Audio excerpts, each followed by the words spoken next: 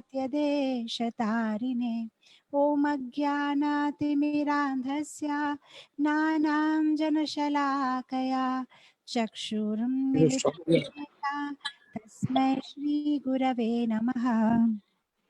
शिल प्रभुपाद की जय। बद्धा भक्तों ने वांछा कल्पतरुभयश्च कृपा सिंधुपैव च पतितानां पावनेभ्यो वैष्णवेभ्यो नमो नमः। अनंत कोटि वैष्णव वृंद की जय। शिल प्रभुपाद की जय। भक्ति चारू महाराज गुरु महाराज की जय। हिज होलिनेस जय पताका स्वामी गुरु महाराज की जय। हिज होलिनेस भक्ति चारू स्वामी गुरु महाराज। टीवी बंद చేయట్లేదు మరి ఇప్పుడు పని చేస్తలేమో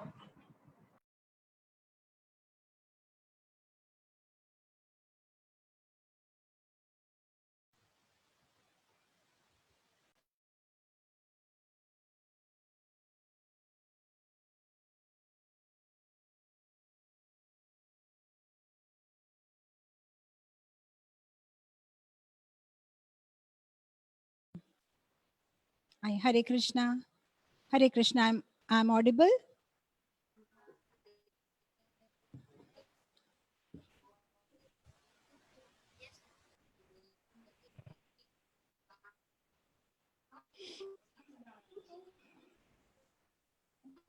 Okay, they said yes, I'm audible. All right, perfect. So,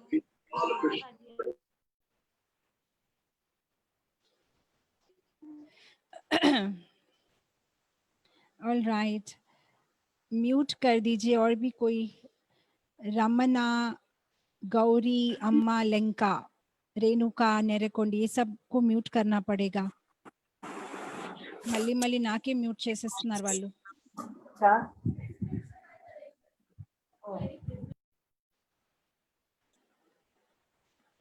Okay, I just hope now it's okay. All right, शुरू करें। All right. हरे कृष्णा। So, कल से हमने भगवान के 64 गुणों पे चर्चा करना शुरू किया है। तो कल हमने जो जो गुणों पे चर्चा की है उसका थोड़ा सा रिकैप देते हुए हम आज के गुण पे चले जाएंगे। तो सबसे पहले हमने चर्चा की सुरम यंगा। सुरम यंगा माने ठाकुर जी के जो मुखारविंद है, उनका जो शरीर है वे बहुत सुंदर है देखने में, ब्यूटीफुल बॉडीली फीचर्स, सुरम यंगा। तो कल हमने चर्चा की कैसे भीष्म देव, कैसे भीष्मा और गोपी और अलग अलग भक्त भगवान के सुंदरता के बारे में वर्णन करते हैं। तो कल मैं बता रही थी कि भगवान इतने सुंदर है कि गोकुल में जब वे 4 पैर पे चलते हैं तो कभी कभी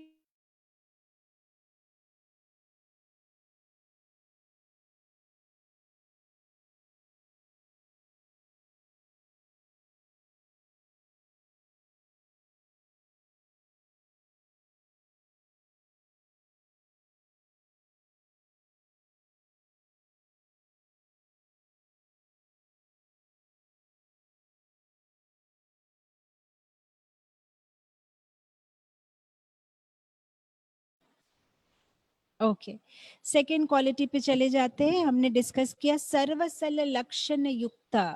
भगवान के शरीर पे बहुत सारे शुभ और मंगलमय चिन्ह होते हैं।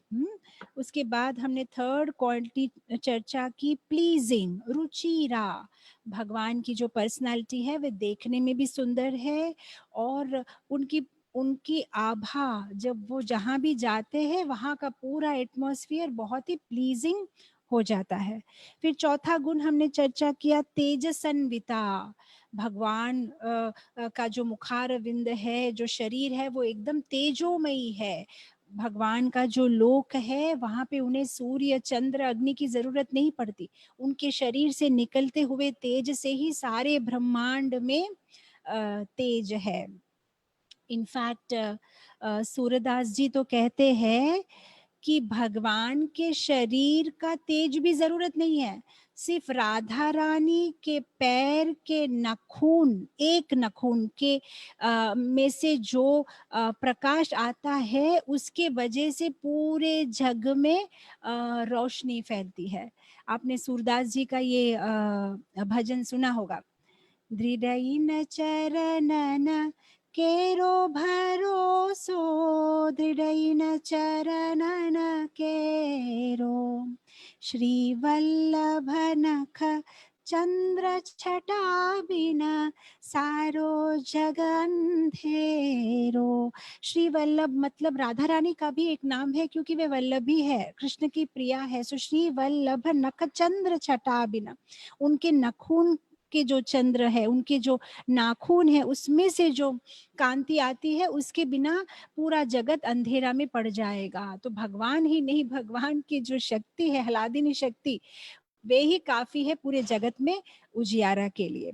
फिर हमने डिस्कस किया बलियान, स्ट्रॉन्ग। ठाकुर जी जो है अपने भक्तों की रक्षा करते हैं, और हमने डिस्कस किया कैसे वे माया से भी अपने भक्तों की रक्षा करते हैं। राइट। आप देखिए बहुत सारे लोगों के घर में कुत्ते होते हैं। अगर आप जाओ तो कुत्ते भौंकते हैं। अगर आप उस कुत्ते को कोई बिस्किट दे दोगे, कुछ भी दोगे, वो आपके वश में आएगा नहीं, भौंकता रहेगा। लेकिन अगर घर का मालिक आके कुत्ते से कहेगा, अरे टॉमी भौंको मत, ये मेरा दोस्त है, तो इमीडिएटली वो कुत्ता जो है आपको आके चाटने लगेगा। उसी तरह से माया से युद्ध करना बहुत मुश्किल है।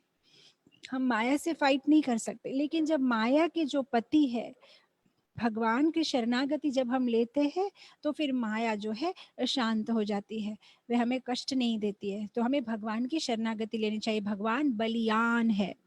उसके बाद हमने चर्चा की वयसन्विता, एवर यूथफुल। ठाकुर जी गोलोक वृंदावन में हमेशा किशोर अवस्था में रहते हैं, वो बहुत सुंदर लगते हैं, नवयुवक से भी थोड़े महीने छोटे। फिर हमने डिस्कस किया विविध अद्भुत भाषाविता। भगवान पौधों की, पशु पक्षी, सारे जीव की भाषा समझते हैं। और सबसे सुंदर बात, भगवान हमारे हृदय की भाषा भी समझते हैं। फिर हमने चर्चा की सत्य वाक्य, वॉइस प्रॉब्लम, सत्य वाक्य। सत्य वाक्य तो कहते हैं कि भगवान जो है वे हमेशा सच बोलते हैं। तो कल हमने चर्चा की कि हाँ, भगवान ठाकुर जी हमेशा सच बोलते हैं, क्योंकि उन्हें तो पूरा डाटा पता है ना, हम तो सिर्फ थोड़ा सा देख रहे हैं। हमारी विजन जो है बहुत नैरो है। तो हम कभी कभी सोचते हैं कि नहीं, यहाँ तो उन्होंने झूठ कहा, लेकिन हम जब अगर पूरा स्कोप देखें तब हमें पता चलता है कि Krishna always speaks the truth. फिर नेक्स्ट गुण हमने चर्चा की प्रियम वदा। वे सुंदर तो है ही, वे प्लीजिंग तो है, वे सत्यवाक्य तो है, तेजस्विता तो है, वे प्रियम वदा भी है, वो बहुत मीठा बोलते हैं। ठाकुर जी बहुत ही मीठा बोलते हैं। उसके बाद हमने चर्चा की वावा दुका, मीठा भी बोलते हैं और फ्लुएंटली बोलते हैं, कन्विंसिंग। अगर वे कुछ बोलते हैं तो सब कन्विंस हो जाते हैं। तो इस तरह से कल हमने देखा कि ठाकुर जी का सब कुछ सुंदर है, उनकी वाणी सुंदर है, उनका चेहरा सुंदर है, उनके शरीर के चिन्ह सुंदर है। इसलिए आप देखिए वल्लभाचार्य का एक भजन है जिसमें वो बोलते हैं, अधरं मधुरं वदनं मधुरं नयनं मधुरं हसितं मधुरं वचनं मधुरं चरितं मधुरं मधुराधिपते अखिलं मधुरं, मधुराधिपतेरखिलं मधुरं। भगवान की वाणी मधुर, चरित्र मधुर, माला मधुर, उनके कपड़े मधुर, उनकी हंसी मधुर, आंखें मधुर, बातें मधुर, होठ मधुर, शरीर मधुर, मधुराधिपते, राजा है मधुरता के, अखिलम मधुरम। अब हम आ गए आज के गुण पे। सुपंडिता, सुपंडिता, हाईली लर्नड। रूप गोस्वामी बोलते हैं ठाकुर जी सब जानते हैं। देखिए इस संसार में भी बहुत सारे लोग एजुकेशन लेते हैं, लेकिन हमारी जो नॉलेज है वो लिमिटेड है।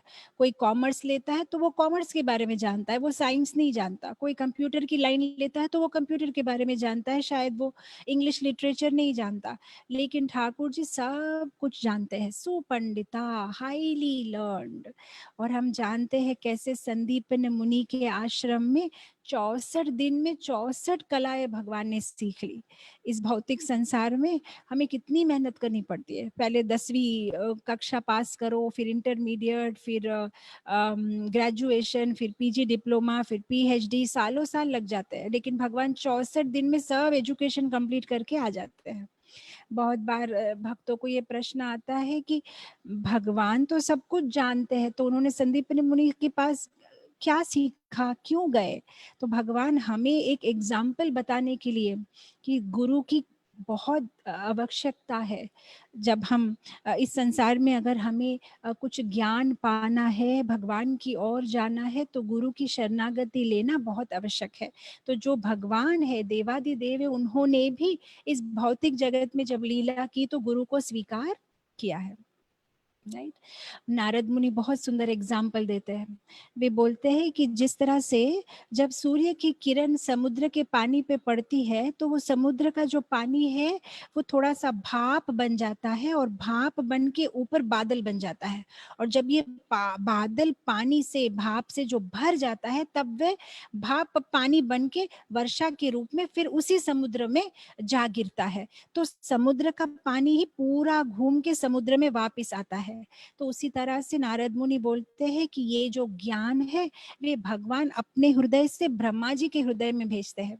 ब्रह्मा जी उस ज्ञान को नारद मुनि को देते हैं और फिर नारद मुनि गुरु परंपरा के द्वारा वो ज्ञान संदीपनि मुनि को आता है और फिर संदीपनि मुनि वो ज्ञान फिर से ठाकुर जी को देते हैं। तो ठाकुर जी का ही दिया हुआ ज्ञान फिर से उनको वापिस आता है। जिस तरह से गंगा में हम गंगा पूजा करते हैं, जब हम गंगा जी की पूजा करते हैं, यमुना जी की पूजा करते हैं, तो हम कहीं बाहर से पानी नहीं लाते, बस वहां से ही लेके पानी उनकी पूजा उनसे ही करते हैं। तो भगवान का ही दिया हुआ ज्ञान कृष्ण लीला में संदीपनि मुनि फिर से भगवान को देते हैं। तो सुपंडिता, और ये जो भगवान का सुपंडिता का गुण है वे छुपता नहीं है, वे किसी भी अवतार में आए। जब वे चैतन्य महाप्रभु के अवतार में आते हैं तब हम ये लीला हम सुनते हैं कैसे केशव काश्मीरी भगवान के साथ संवाद करते हैं, क्या बोलते हैं, वेदांतवाद जो है करते हैं। तो उसमें वे गंगा के बारे में 100 श्लोक की रचना करते हैं, खड़े खड़े गंगा के किनारे, एकदम ना कोई पुस्तक ना कोई पेन पेपर, खड़े खड़े 100 श्लोक की रचना करते हैं। और फिर ठाकुर जी को जो है चैतन्य महाप्रभु को बोलते हैं कि आप इसके बारे में कमेंट करो। अब चैतन्य महाप्रभु ने भी कहीं लिखा नहीं है वो सारे 100 श्लोक, जो उसने कहा बस वो उन्होंने सुन लिया श्रुतिधर। और फिर साथ ही साथ ठाकुर चैतन्य महाप्रभु क्या करते हैं, वो 100 श्लोक की प्रशंसा करते हैं और उसके बाद फिर वो 100 श्लोक में कहाँ कहाँ गलती है वो पॉइंट आउट करते हैं। और केशव काश्मीरी जो है वो अचंभित हो जाता है, अरे बाप रे, ऐसे कैसे उसने एकदम फटाफट से सारे दोष बता दिए। तो फिर जब उस दिन रात को वो घर वापस जाते हैं तब वो सरस्वती देवी से प्रार्थना करते हैं कि आपने तो मुझे धोखा दे दिया, आपने मुझे आशीर्वाद दिया था कि मेरे साथ वाद विवाद में, शास्त्रवाद में कोई नहीं जीत सकता, तो ये निमाई पंडित कैसे जीत गया, छोटा सा बच्चा। तो फिर सरस्वती देवी बोलती है कि नहीं, ये कोई छोटा बच्चा नहीं है, ये तो भगवान है। तो मैं तुम्हें सबसे जिता सकती हूँ लेकिन भगवान से तो नहीं जिता सकती, जहां से मेरा खुद का ज्ञान आता है। तो हम देखते हैं ये सुपंडिता, ये जो गुण है भगवान का वो किसी भी अवतार में छुपता नहीं है। भगवान सारे विद्या, सारे कलाओं के सृष्टि करता है, सृष्टि सोर्स है, श्रोत्र है। नेक्स्ट क्वालिटी में चले जाएंगे, बुद्धिमान। रूप गोस्वामी बोलते हैं बुद्धिमान, हाईली इंटेलिजेंट। भगवान जो है वो बहुत बुद्धिमान है, कौन सी चीज कब क्या कैसे करना है उनकी पूरी मास्टर प्लानिंग होती है। हम देखते हैं कृष्ण लीला में एक संदर्भ आता है जहाँ पे जरासंध जब भगवान कंस का वध कर लेते हैं तो उसके बाद में जरासंध भगवान पे आक्रमण करता है, मथुरा पे आक्रमण करता है। तो 17 बार वो आक्रमण करता है और 17 बार ही भगवान जरासंध को छोड़ देते हैं। अब कोई और है तो सोचेगा कि ऐसा क्यों कर रहे हैं, पहली बार ही जब आया था जरासंध को मार देते, कहानी खत्म, इतनी बार उसको चांस क्यों दे रहे हैं। लेकिन भगवान का मास्टर प्लानिंग है, वे सोचते हैं कि उसको छोड़ देंगे तो वो हर बार जाके पूरे विश्व में जहाँ जहाँ आसुरी भाव से भरे हुए राजा है, उन सबको युद्ध में वो लेके आता है। तो अब क्या हो रहा है, ठाकुर जी को वो आए किस लिए है, परित्राणाय साधूनां विनाशाय च दुष्कृतम धर्म संस्थापनार्थाय संभवामि युगे युगे, धर्म की स्थापना करने आए हैं। तो उनका काम सरल हो गया ना, उन्हें कहीं जा जाके जो अधार्मिक राजा है उनको ढूंढना नहीं पड़ रहा है। जरासंध ही खुद जाके जाके सारे राजाओं को लेके आ रहा है युद्ध के लिए, और भगवान उन्हें तो मार दे रहे हैं लेकिन जरासंध को फिर छोड़ देते हैं। फिर जरासंध लेके आता है दूसरी बार, और एक बड़ी सेना लेके आता है। और फिर जब 18th टाइम आते हैं जरासंध, तो इस बार वो कालीवान को लेके आते हैं। और जब कालीवान को लेके आते हैं तो ये कालीवान जो है वो लो क्लास जाति का है। तो जरासंध की भी बहुत बड़ी प्लानिंग है कि अगर भगवान कालीवान को छू लेंगे तो अगर वो युद्ध जीत भी जाए तो उन्हें हारा हुआ ही माना जाएगा, क्योंकि कालीवान को छूने से जो है वो क्या बोलते हैं, अस्पर्शनीय है, उसे स्पर्श करने से जो है कम्युनिटी से आपको बाहर बेदखल कर दिया जाता है। तो उसने सोचा ये तो बहुत अच्छा प्लान है मेरा, इस साइड से आएंगे तो मैं अटैक करूंगा, पीछे जाएंगे तो कालेवान अटैक करेगा। लेकिन भगवान और भी बड़े प्लानर है, तो भगवान क्या करते हैं, कालेवान से फाइटिंग करते ही नहीं है, वो भाग जाते हैं। तो कालेवान उसके पीछे पीछे दौड़ता है, और फिर भगवान गुफा के अंदर चले जाते हैं जहाँ पे मुचुकुंड राजा जो है बहुत सालों से, लाखों वर्षों से वहां सो रहे हैं। और उनको देवताओं का जो है आशीर्वाद था कि वे सोएंगे तो उन्हें कोई डिस्टर्ब नहीं करेगा, और उनकी नींद अगर कोई डिस्टर्ब करता है तो वो जल जाएगा। तो अब भगवान जब गुफा में घुस जाते हैं, कालेवान उसके पीछे पीछे घुसता है। कालेवान को ठाकुर जी कहीं दिखाई नहीं देते, उसे मुच्चुकुंड राजा सोते हुए दिखाई देते हैं। वो सोचता है यही कृष्ण है, वो उसे उठाने की कोशिश करते हैं। मुच्चुकुंड राजा के क्रोध की अग्नि से कालेवान जल के मर जाता है। तो यहाँ पे जो बोलते हैं ना, एक ही बाण से जो है भगवान सारे काम कर देते हैं, तो इसलिए तो उनको कहा गया है बुद्धिमान, बुद्धिमान। हाँ, तो हम ऐसे देखते कई कई लीलाओं में हम देखते हैं कि ठाकुर जी की बहुत बड़ी प्लानिंग है। आप अगर देखो अर्जुन के जीवन में भी, अर्जुन इतना शक्तिशाली था, इतना प्रभावशाली था, इतना देखने में सुंदर था। जब अज्ञातवास उन्हें एक साल विराट नगर में गुजारना पड़ा, तो क्योंकि ये श्राप अर्जुन को मिला था स्वर्ग में उर्वशी के द्वारा कि तुम नपुंसक बन के रहोगे, तो वो जो श्राप है उसे कितना मददगार हुआ, क्योंकि वो जितना सुंदर और प्रभावशाली है वो छुप के कहीं रह ही नहीं सकता, उसे सब पहचान लेंगे कि ये अर्जुन है। लेकिन क्योंकि उसे नपुंसक का जीवन जीने का श्राप मिला था, तो यहाँ पे विराट नगर में वो एक नपुंसक के रूप में, एक नृत्य सिखाने वाली के रूप में जो है रानियों के अंतर भवन में जो है वे वहां पे रहते थे। तो भगवान ने कितना सुंदर प्लानिंग किया। सी द थिंग इज, भगवान अर्जुन का ही नहीं, हमारे सबका जीवन वो प्लान करते हैं। हमें समझ में नहीं आता है उनका प्लानिंग, क्योंकि हमारी बुद्धि सीमित है। भगवान जो है हमारे जीवन को बर्ड्स व्यू से देखते हैं, एरियल व्यू से देखते हैं। आप समझते हैं ना, एरियल व्यू। आप देखो जो आजकल ना वो रियल एस्टेट वाले ब्रोशर्स नहीं देते आपको, फ्लैट्स बेचते हैं तो आपको एरियल व्यू दिखाते हैं, आपका बेडरूम कहाँ रहेगा, आपका किचन क्या रहेगा, ऊपर से वो जो है एक साथ में सब कुछ देख पाते हैं। तो उसी तरह से ठाकुर जी भी हमारे जीवन का एरियल व्यू देखते हैं। 5 साल के बाद हमारे साथ क्या होने वाला है, 10 साल के बाद हमारे साथ क्या होने वाला है, हमें कौन से अच्छे कर्म के फल की जरूरत कब पड़ेगी, उसको ध्यान में रखते हुए वो हमारा जीवन प्लान करते हैं। हम सोचते हैं उन्होंने सिर्फ अर्जुन का जीवन प्लान किया, नहीं, वो सब भक्तों का जीवन प्लान करते हैं। हमें समझ में नहीं आती है उनकी प्लानिंग, क्योंकि हमारी इतनी बुद्धि नहीं है। हम देखते कृष्ण लीला में बहुत सुंदर कथा आती है, कैसे दुर्योधन जब ये महाभारत का युद्ध चल रहा होता है तो वे भीष्म पे बहुत नाराज हो जाते हैं। बोलते हैं कि दादाजी आपको ना पांडव पे विशेष प्रेम है, इसीलिए आप ठीक से युद्ध नहीं कर रहे, नहीं तो आपकी जितनी शक्ति है, जितनी योग्यता है, आपके लिए तो पांडव कुछ भी नहीं, आप तो एक ही दिन में उनको मार सकते हो, लेकिन आप जो है पार्शियलिटी कर रहे हो। तो फिर भीष्म बहुत गुस्सा हो जाते हैं, बोलते नहीं आप देखो, मैं मेरे पास एक 5 बाण है, मैं प्रतिज्ञा करता हूँ कल सवेरे जैसे ही युद्ध शुरू होगा मैं 5 पांडव को मार दूंगा, ये मेरा वादा है। तो दुर्योधन बहुत खुश हो जाता है, लेकिन वो भीष्म के पर विश्वास नहीं करता।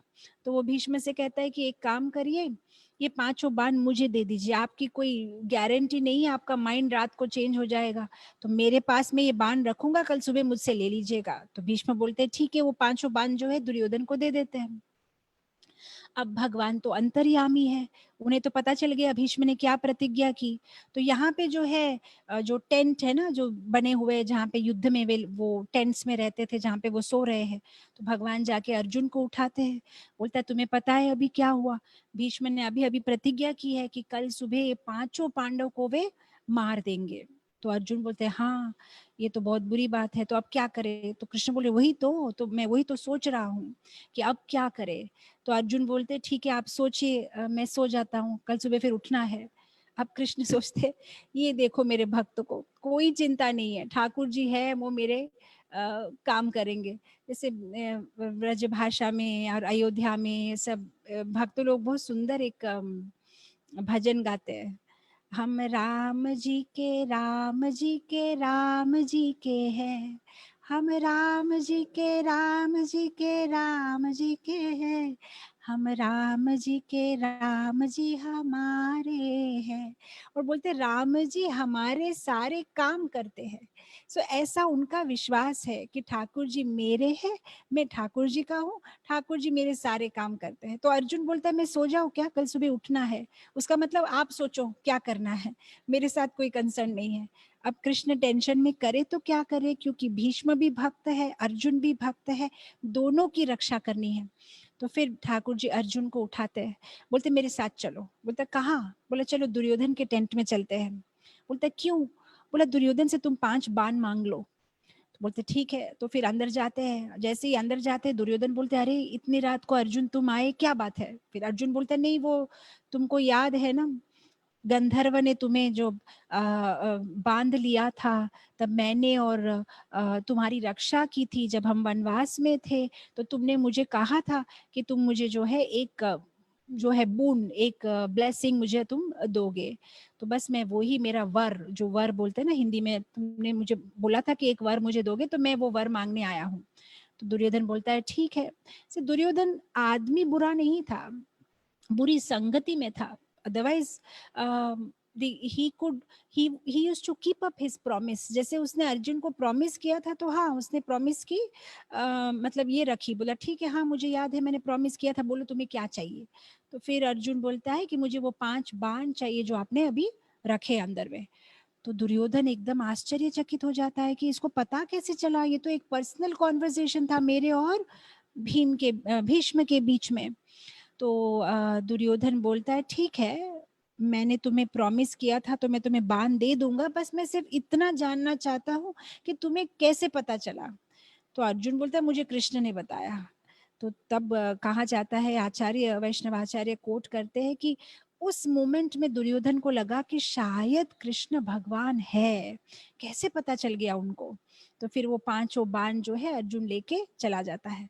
फिर दुर्योधन भागता है भीष्म के पास, अरे वो 5 बाण तो अर्जुन लेके चला गया, अब क्या करे? अब भीष्म बोलते ठीक है कोई बात नहीं, अब ना मैं एक विशेष प्रार्थना कर रहा हूँ, कल सुबह ब्रह्म मुहूर्त में तुम्हारी पत्नी को मेरे टेंट में भेजो, मैं उसे विशेष आशीर्वाद दूंगा, बस अब तो मेरे पास यही रह गया क्योंकि मेरे बाण भी चले गए। तो दुर्योधन बोलता है ठीक है। तो अब पूरी रात भीष्म जो है एक विशेष तपस्या कर रहे हैं, एक मंत्र उच्चारण कर रहे हैं। अब कृष्ण क्या करते हैं, वे तो अंतर्यामी है, समझ गए हैं। तो वे जाके द्रौपदी को उठाते हैं। अब द्रौपदी सो रही है, बोलते उठो। तो कहाँ, क्या इतनी रात को कहाँ जाना है? बोलते बस मेरे साथ चलो। बोलते ठीक है। द्रौपदी उनके पीछे पीछे चली जाती है, उन्हें भीष्म के टेंट में लेके चले जाते हैं। अब उन दिनों में जो ये रानियां हैं, उनके जो पाद जो चप्पल भी होते हैं ना, उनके बहुत कॉस्टली होते हैं ना, अलग अलग डायमंड से, छोटी छोटी बेल्स है, तो आवाज करते हैं। तो भगवान द्रौपदी को बोलते तुम्हारे चप्पल निकालो। द्रौपदी बोलती है क्यों नहीं, तुम बिना चप्पल के चलो। तो भगवान क्या करते हैं, द्रौपदी की चप्पल अपने हाथ में लेके पीछे पीछे चलते हैं, और फिर द्रौपदी को बोलते तुम घूंघट निकालो। द्रौपदी घूंघट निकालती है। तो अब करना क्या है इतनी रात को? बोला कुछ नहीं, अब जाओ भीष्म का आशीर्वाद ले लो। द्रौपदी बोलती इतनी सी बात, कल सुबह भी तो ले सकती थी आशीर्वाद। बोलते नहीं अभी लेना है। बोलते ठीक है, फिर चली जाती है अंदर में, घूंघट निकाला हुआ है। अब भीष्म सोचते हैं मैंने तो ब्रह्म मुहूर्त में आने के लिए बोला था, दुर्योधन की पत्नी को इतनी जल्दी आ गई, ब्रह्म मुहूर्त में तो अभी समय है। चलो दुर्योधन हर चीज में अधीर है, एकदम धीरज नहीं रखता है, तो इसलिए वे जो भी मंत्र किए हुए थे घूमते हैं और द्रौपदी को जो है आशीर्वाद देते हैं कि तुम सदा सौभाग्यवती रहो, तुम्हारे पति को ना कभी मौत टच नहीं कर सकती। तो सारा आशीर्वाद जब देना खत्म होता है तब द्रौपदी जो है घूंघट खोलती है। तब भीष्म एकदम सरप्राइज कि ये कहाँ से आ गई, यहाँ तो दुर्योधन की पत्नी को होना चाहिए था। तो पीछे से जो है कृष्ण हंस रहे हैं, द्रौपदी के दोनों चप्पल पकड़े हुए हैं, मैं यहाँ हूँ। और फिर ठाकुर जी हंसते हैं, बोलते हैं अरे बाप रे, न मे भक्त प्रणश्यति, कृष्णा तुम अपने भक्त की रक्षा करने के लिए कुछ भी करोगे, राइट। तो ऐसे हम देखते हैं हाईली इंटेलिजेंट, बुद्धिमान भगवान इतनी सारी प्लानिंग करते हैं। Next quality प्रतिभाविता। प्रतिभाविता, प्रतिभाविता माने जीनियस। ठाकुर जी एकदम जीनियस है बातें करने में, प्लानिंग करने में, वाद विवाद करने में। लेकिन रूपा गोस्वामी बोलते हैं ठाकुर जी तो जीनियस है, लेकिन इस पर्टिकुलर गुण में राधा रानी ठाकुर जी से भी ज्यादा जीनियस है। तो वे वृंदावन महिमामृत से वृंदावन महिमामृत से एक छोटा सा संदर्भ कोट करते हैं इस क्वालिटी के नीचे। वे कहते हैं कि एक बार कृष्ण जो है राधा रानी से मिलने जाते हैं। तो जब वे राधा रानी से मिलने जाते हैं तो राधा रानी का दरवाजा वे खटखटाते हैं। तो राधा रानी पूछती है कौन है, कौन दरवाजा खटखटा रहा है। तो कृष्ण कहते मैं हूँ माधव। अब माधव का मतलब ये भी होता है माधव ऋतु, माधव का मतलब ये भी होता है मधुमक्खी, मधुमक्खी को भी माधव बोलते हैं। तो राधा रानी बोलती अच्छा तो तुम मधुमक्खी हो, मधुमक्खी का मेरे घर में क्या काम। तो कृष्ण बोलते नहीं नहीं, मैं मधुमक्खी नहीं, मैं माधव हूँ, माधव। राधा रानी बोलती अच्छा माधव ऋतु, माधव ऋतु मेरे घर में क्या कर रही है।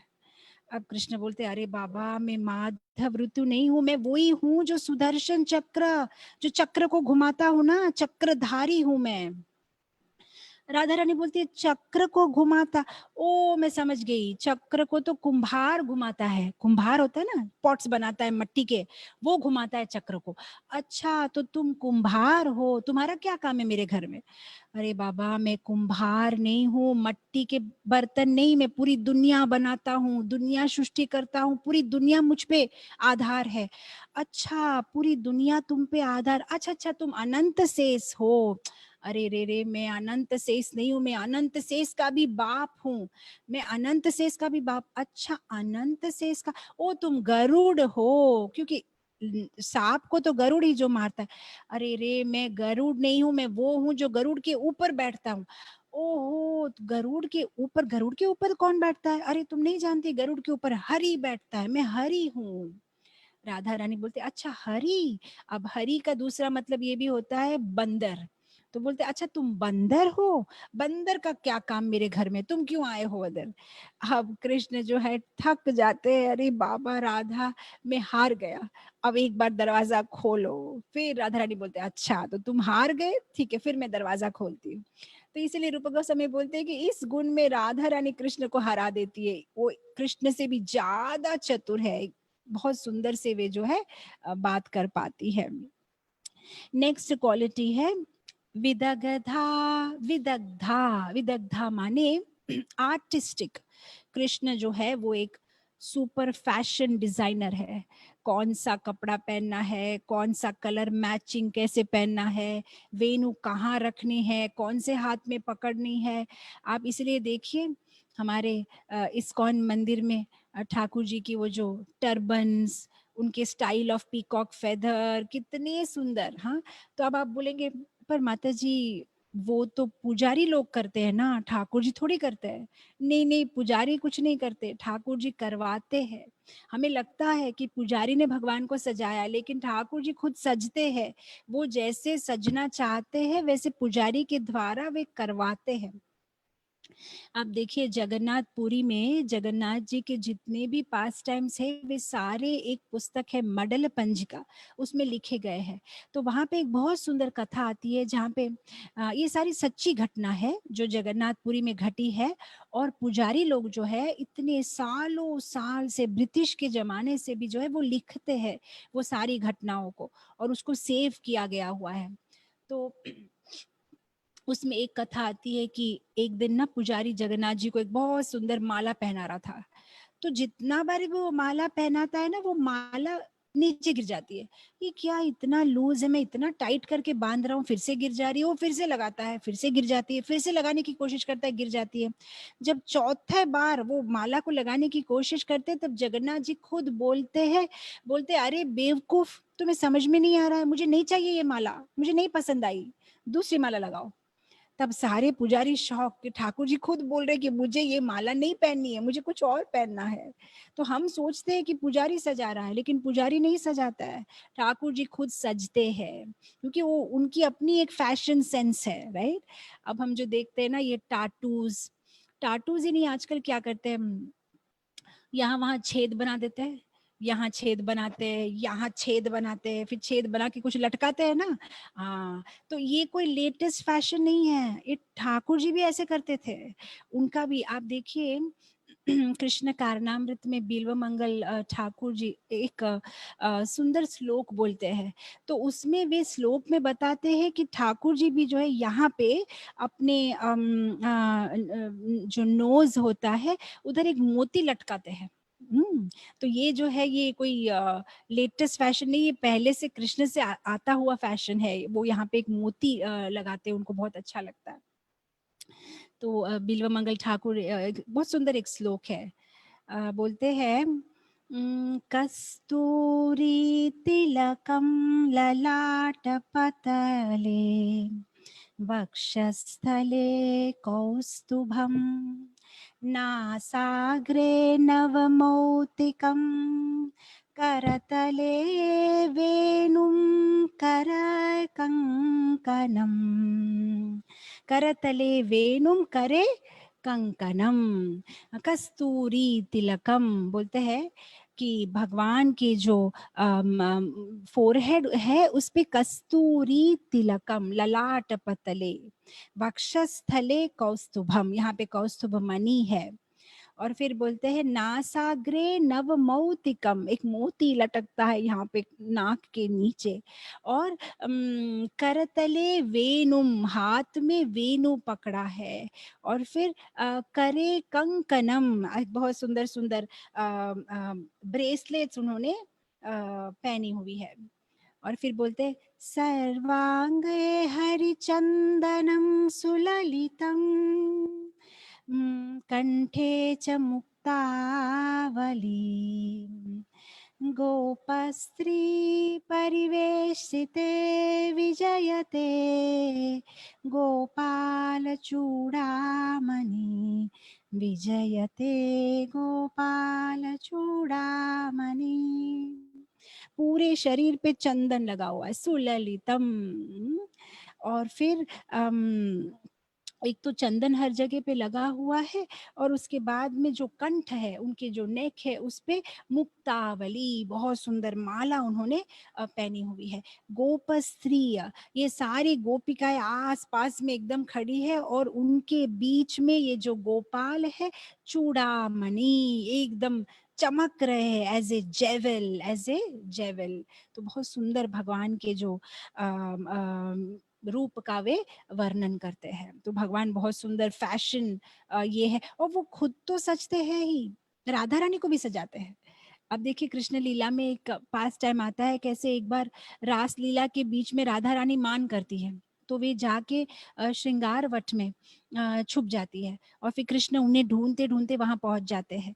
और फिर वे राधा रानी को वहां पे मनाते हैं और सजाते हैं। तो वे राधा रानी के बाल बनाते, आपने देखा होगा, ये काफी फेमस पिक्चर है। हम देखते हैं कि राधा रानी ऐसे आईना पकड़ा हुआ है और कृष्ण पीछे से उनके बाल बना रहे हैं। ये घटना श्रृंगार वट में, अभी भी हम वृंदावन जाने से इस जगह में हम जा सकते हैं, इमली ताला के पास में श्रृंगार वट बरगद के पेड़ के नीचे ठाकुर जी राधा रानी को आभूषण पहना रहे हैं, उनके बाल बना रहे हैं, उनको काजल लगा रहे हैं, अलग अलग फूल से उनको सजा रहे हैं। तो एकदम एक्सपर्ट। और ये जगह काफ़ी इम्पोर्टेंट है हमारे, स्पेशली हमारे इस्कॉन डिवोटीज के लिए, क्योंकि वहाँ पे जीवा गोस्वामी जो माला से जप करते थे, उनकी ओरिजिनल जपमाला अभी भी उस जगह में है, श्रृंगारवट में हम जाके दर्शन कर सकते हैं। तो वे खुद तो सुंदर से सजते हैं, राधा रानी को भी सजाते हैं। तो आर्टिस्टिक विदग्धा, बहुत सुंदर पेंटिंग करते हैं। हम कृष्ण लीला में देखते हैं राधा रानी के गाल पे, उनके ललाट पे बहुत सुंदर वे आल्पना भी करते हैं। तो भगवान जो है वे आर्टिस्टिक है।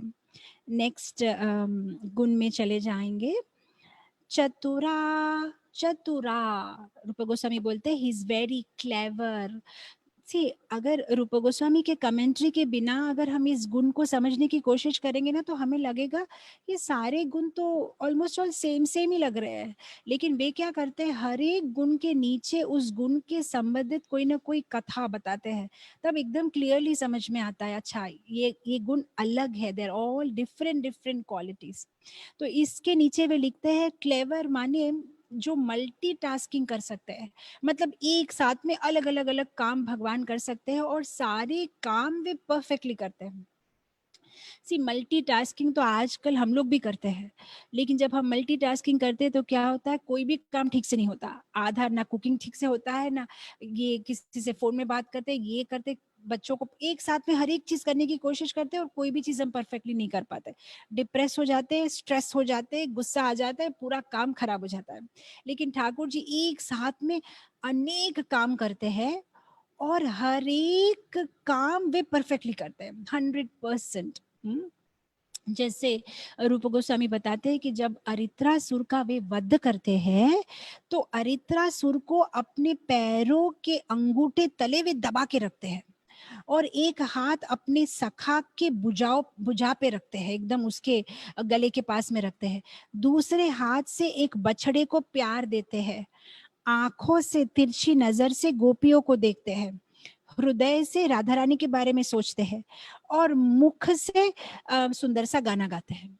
एक साथ में, समझ में आया, एक साथ में ये हाथ से ये हो रहा है, ये हाथ से ये हो रहा है, पैर से ये हो रहा है, मन में वो है, मुंह में ये है, आंखों में वो है, एक साथ में, और हर एक चीज वे परफेक्टली करते हैं, परफेक्ट मल्टी टास्कर, राइट। लेकिन हम जब करने की कोशिश करते हैं तब हमारा, मुझे बहुत बार ना बहुत सारे प्रश्न आते ईमेल में और व्हाट्सएप में, बोलते माता जी हम कैसे परफेक्ट मदर बने, हम कैसे एक परफेक्ट वाइफ बने, एक परफेक्ट डिवोटी, एक परफेक्ट डॉटर इन लॉ। मैं हमेशा जवाब देती हूँ कि परफेक्ट तो हम में से कोई नहीं बन सकता, हम रीजनेबली गुड बन सकते हैं, हम परफेक्ट नहीं बन सकते। परफेक्ट तो सिर्फ भगवान है, क्योंकि इस भौतिक जगत में हम कभी भी किसी को 100% सेटिस्फाई नहीं कर सकते। अगर हम हमारी पूरी मेहनत भी करें एक परफेक्ट वाइफ बनने के लिए, एक परफेक्ट मदर बनने के लिए, कोई ना कोई हम में कोई ना कोई दोष निकाल देगा, राइट। अगर हमने किसी भौतिक जगत में, सबका स्वभाव ऐसा है, हम किसी के लिए कुछ भी करें, कोई भी 100% सेटिस्फाइड नहीं होता है ना। आपने कल बहुत काम किया घर में, 56 वेराइटीज बनाई, लेकिन आज जब आप एक दो वेराइटी कम बनाओगे तो फिर आप पे जो है दोष आ जाएगा, अरे ये क्या है कि नहीं, आज एक खिचड़ी ने कड़ी बस। हाँ, ऐसा हो जाता है ना, खिचड़ी कड़ी ये क्या बात हो गई, राइट। अरे फरसान मिष्ठान कुछ होना चाहिए, अरे बाबा कल तो तुमने दबा दबा के दाबेली खाई थी, लेकिन वो भूल जाते हैं। ये भौतिक जगत का क्या बोलते हैं ना, रूल है। जो माँ बाप होते हैं अपने बच्चों के लिए इतनी मेहनत करते हैं, कभी इतनी जो चाहिए देते हैं, लेकिन अगर आज कोई लेटेस्ट फोन बोलेंगे कि हम नहीं खरीदेंगे, तो बोलेंगे आपने मेरे लिए कुछ नहीं किया, कभी भी कुछ नहीं किया, आपने क्या किया मेरे लिए, राइट। और फिर उन्हें दुख लगता है, अरे मैंने इसके लिए इतना किया, आज एक चीज के लिए मना कर दिया तो मुझे टैग दे दिया कि मैंने इसके लिए कभी कुछ नहीं किया। तो ये भौतिक जगत का जो है रूल है, इसलिए हम कभी वहां पे परफेक्ट नहीं बन सकते, हम कभी भी 100% किसी को सेटिस्फाई नहीं कर सकते। नहीं बेटा मूव मत करो, काफी, ओके। तो लेकिन भगवान जो है वे परिपूर्ण है, वे 100% हर चीज परफेक्टली करता है। ओम पूर्णमिदा पूर्णमिदम पूर्णस्य पूर्णमादाय पूर्णमेवावशिष्यते, वे पूर्ण है।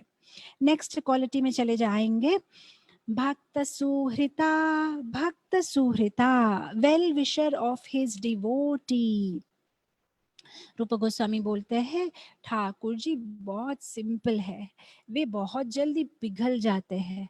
थोड़ा सा कोई प्यार दिखाए तो भगवान उसके हो जाते हैं, वे उनके बन जाते हैं। वे अपने भक्तों के सुहृत है, वे अपने भक्तों के लिए अच्छी कामना करते हैं, वे अपने भक्तों की रक्षा करते हैं। So well wisher of his devotee. इसलिए तो आप देखिए भगवत गीता के 9वें अध्याय में भगवान क्या बोलते हैं, श्लोका नंबर 26, पत्रम पुष्पम फलम तोयम यो मे भक्त प्रयच्छति तदहम भक्ति उपहारितम अश्नामि प्रयतात्मनः। कोई मुझे प्रेम से एक पत्ता दे दे, फल दे दे, फूल दे दे, पानी दे दे, प्रेम से, लेकिन प्रेम से, तो ये भगवान की जो है अगुण है। राइट, हम देखते हैं अद्वैत आचार्य ने भगवान को क्या दिया था, थोड़ा सा पानी। अद्वैत आचार्य ने क्या किया था, शालिग्राम शिला की तुलसी और पानी से वे पूजा करते थे। उस पूजा से प्रसन्न होकर ठाकुर जी चैतन्य महाप्रभु के रूप में अद्वैत आचार्य को प्रसन्न करने के लिए अवतार लिए हैं। तो अद्वैत आचार्य ने ज्यादा कुछ नहीं दिया था, सिर्फ पानी, बस गंगा के पानी में शालिग्राम की पूजा करते थे। केवट ने क्या दिया ठाकुर जी को, केवट ने क्या किया था, सिर्फ थोड़ा सा पानी, नदी के पानी से ठाकुर जी के पैर को जो है अभिषेक किया था।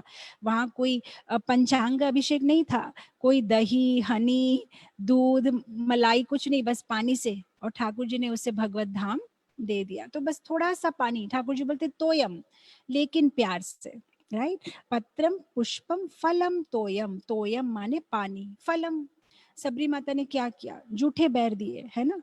कोई कॉस्टली ग्रेप्स थी, आजकल बहुत सारी सीडलेस ग्रेप्स आती है, काफी कॉस्टली होती है। कोई कॉस्टली फ्रूट्स था, कुछ भी नहीं। कोई कीवी या कोई अमेरिका से एक्सपोर्टेड इंपोर्टेड, कुछ नहीं। सिंपल बैर, सस्ते से सस्ता। आप देखो आज फल के मार्केट में चले जाओ, सस्ते से सस्ता बैर है ना। तो सस्ते से सस्ता बैर दिया था, लेकिन प्रेम से, तो ठाकुर जी ने स्वीकार कर लिया। वैष्णव आचार्य बोलते हैं एक्चुअली सबरी ने बैर जूठे किए ही नहीं थे, ये हम गलत बोलते हैं, क्योंकि इसका एक लॉजिक है। वो कहते हैं सबरी सतत क्या करती थी, राम नाम बोलती थी, राम राम राम। अब हमारे शास्त्र में क्या कहा गया है, भगवान राम के नाम में और राम में कोई अंतर नहीं है। नाम चिंतामणि कृष्णा चैतन्य रस विग्रह पूर्ण शुद्धो नित्य मुक्तो अभिन्नत्वम नाम नामिनी। नाम में और नामिनी में कोई अंतर नहीं, अभिन्नत्वम नाम नामिनी। उसका मतलब जब शबरी राम जी का नाम ले रही है, उसका मतलब उसके जिह्वा पे कौन है, राम जी बैठे हैं, क्योंकि वो राम का नाम ले रही है। अब जब जिह्वा के ऊपर में राम जी बैठे हैं, तब जो बैर उठा के सबरी खा रही है, वो कौन खा रहा है अंदर से, राम जी खा रहे हैं। उसका मतलब राम जी के खाए हुए बैर ही वो राम जी को खिला रही थी, तो उसने जूठा किया ही नहीं है। समझ में आया ना। इसलिए तो हमारे गुजरातियों में भजन है, बोलते हैं सबरी ए बेर कदी चाख्या नता, એને તો અંદરથી ચાખ્યા તારા મયને, અંદરથી ચાખ્યા તારા મયે। सबरी ये बेर कदी चाख्या न था, उसने तो खाए ही नहीं थे बेर, अंदर में राम जी बैठे थे, उन्होंने चखा है, तो उनके चखे हुए बेर ही उनको दिया था। बिना फजूल की दुनिया पूरा सबरी को बदनाम करते हैं कि सबरी ने झूठे बैर खिलाए। हाँ, तो ये बहुत समझने वाली बात है। हम सबरी को इमिटेट नहीं कर सकते, क्योंकि हमारे जिह्वा पे राम नहीं है, हमारे जिह्वा पे राम नहीं है। हाँ, तो पत्रम पुष्पम फलम तोयम, भगवान ने फल खाए सबरी के, अद्वैत आचार्य ने भगवान को पानी दिया, पुष्प। जब पुष्प की बात आती है तो हमें आंडाल की याद आती है। श्रीरंगम अगर आप जाओ श्री रंगनाथ जी के दर्शन करने के लिए, तो उनके आंगन में अभी भी आप देख सकते हो आंडाल का मंदिर बना हुआ है। आंडाल जो है रामानुज संप्रदाय में बहुत बड़ी भक्त थी। तो आंडाल भगवान को माधुर्य रस में प्रेम करती थी, पति के रूप में प्रेम करती थी। तो वे रोज भगवान के लिए सुंदर सी माला बनाती, और उनके जो पिता थे विष्णु चित्त, वे पुजारी थे। तो आंडाल क्या करती थी, भगवान की माला तो बनाती थी लेकिन खुद पहनती थी वो माला, और फिर आईने में देखती थी ये माला सुंदर तो बनी है, कहीं कुछ छुप तो नहीं रहा है, ये फिट तो होगी ना, साइज तो ठीक है ना। और सब करने के बाद जो है वे अपने पिता को देती थी भगवान को चढ़ाने के लिए। एक दिन ऐसा हुआ, विष्णु चित्त ने खिड़की से देख लिया कि ये क्या कर रही है मेरी बेटी, भगवान को चढ़ाने से पहले खुद ये माला पहन रही है। तो उसने एकदम डांट लगा दी, बोला तुम पागल हो गई हो, ऐसा कोई करता है, कितना बड़ा अपराध है, फेंको ये माला। और फिर वो दूसरी माला बना के भगवान को चढ़ाते हैं। तो जितनी बार चढ़ाते माला गिर जाती है, जितनी बार चढ़ाते माला गिर जाते। अब विष्णु चित्त को समझ में नहीं आता ये क्या हो रहा है। फिर ठाकुर जी बोलते मुझे तुम्हारी माला नहीं चाहिए, मुझे तो आंडाल की पहनी हुई माला चाहिए। तुम ये माला ले जाओ, आंडाल को पहनाओ, आंडाल जब पहनेगी उसके बाद मैं पहनूंगा। तो तब से फिर एक रूल बन गया कि पहले आंडाल माला चेक करती है, पहनती है, उसके बाद में ठाकुर जी पहनते हैं। तो यहाँ पे क्या किया है, क्या चाहिए भगवान को, भक्ति। भक्ति उपहारितम, कोई भक्ति से दे तो भगवान तो अपने आप को बेच देते हैं, राइट। पत्रम, पत्रम माने कोई भी एक पत्ता। तो हमारे कृष्ण जी को, ठाकुर जी को क्या पसंद है, तुलसी का पत्ता। अब ये कहानी में मैं नहीं जाऊंगी, आप लोग सब तो हजारों बार सुन लिए हैं रुक्मिणी का तुला भार की कथा, है ना। कैसे सत्यभामा जो है नारद मुनि से एक बार कहती है कि मुझे कृष्ण मेरे चाहिए, एक्सक्लूसिवली मेरे, और किसी से मैं डिवाइड नहीं कर सकती, किसी से मैं शेयर नहीं कर सकती। और नारद मुनि जो है सत्यभामा को बुद्धू बना देते हैं, बोलते ठीक है तुम जो है उनका दान करो, अगर तुम इस जन्म में उनका दान करोगी तो आने वाले जन्म में सिर्फ वो तुम्हारे बन के रहेंगे।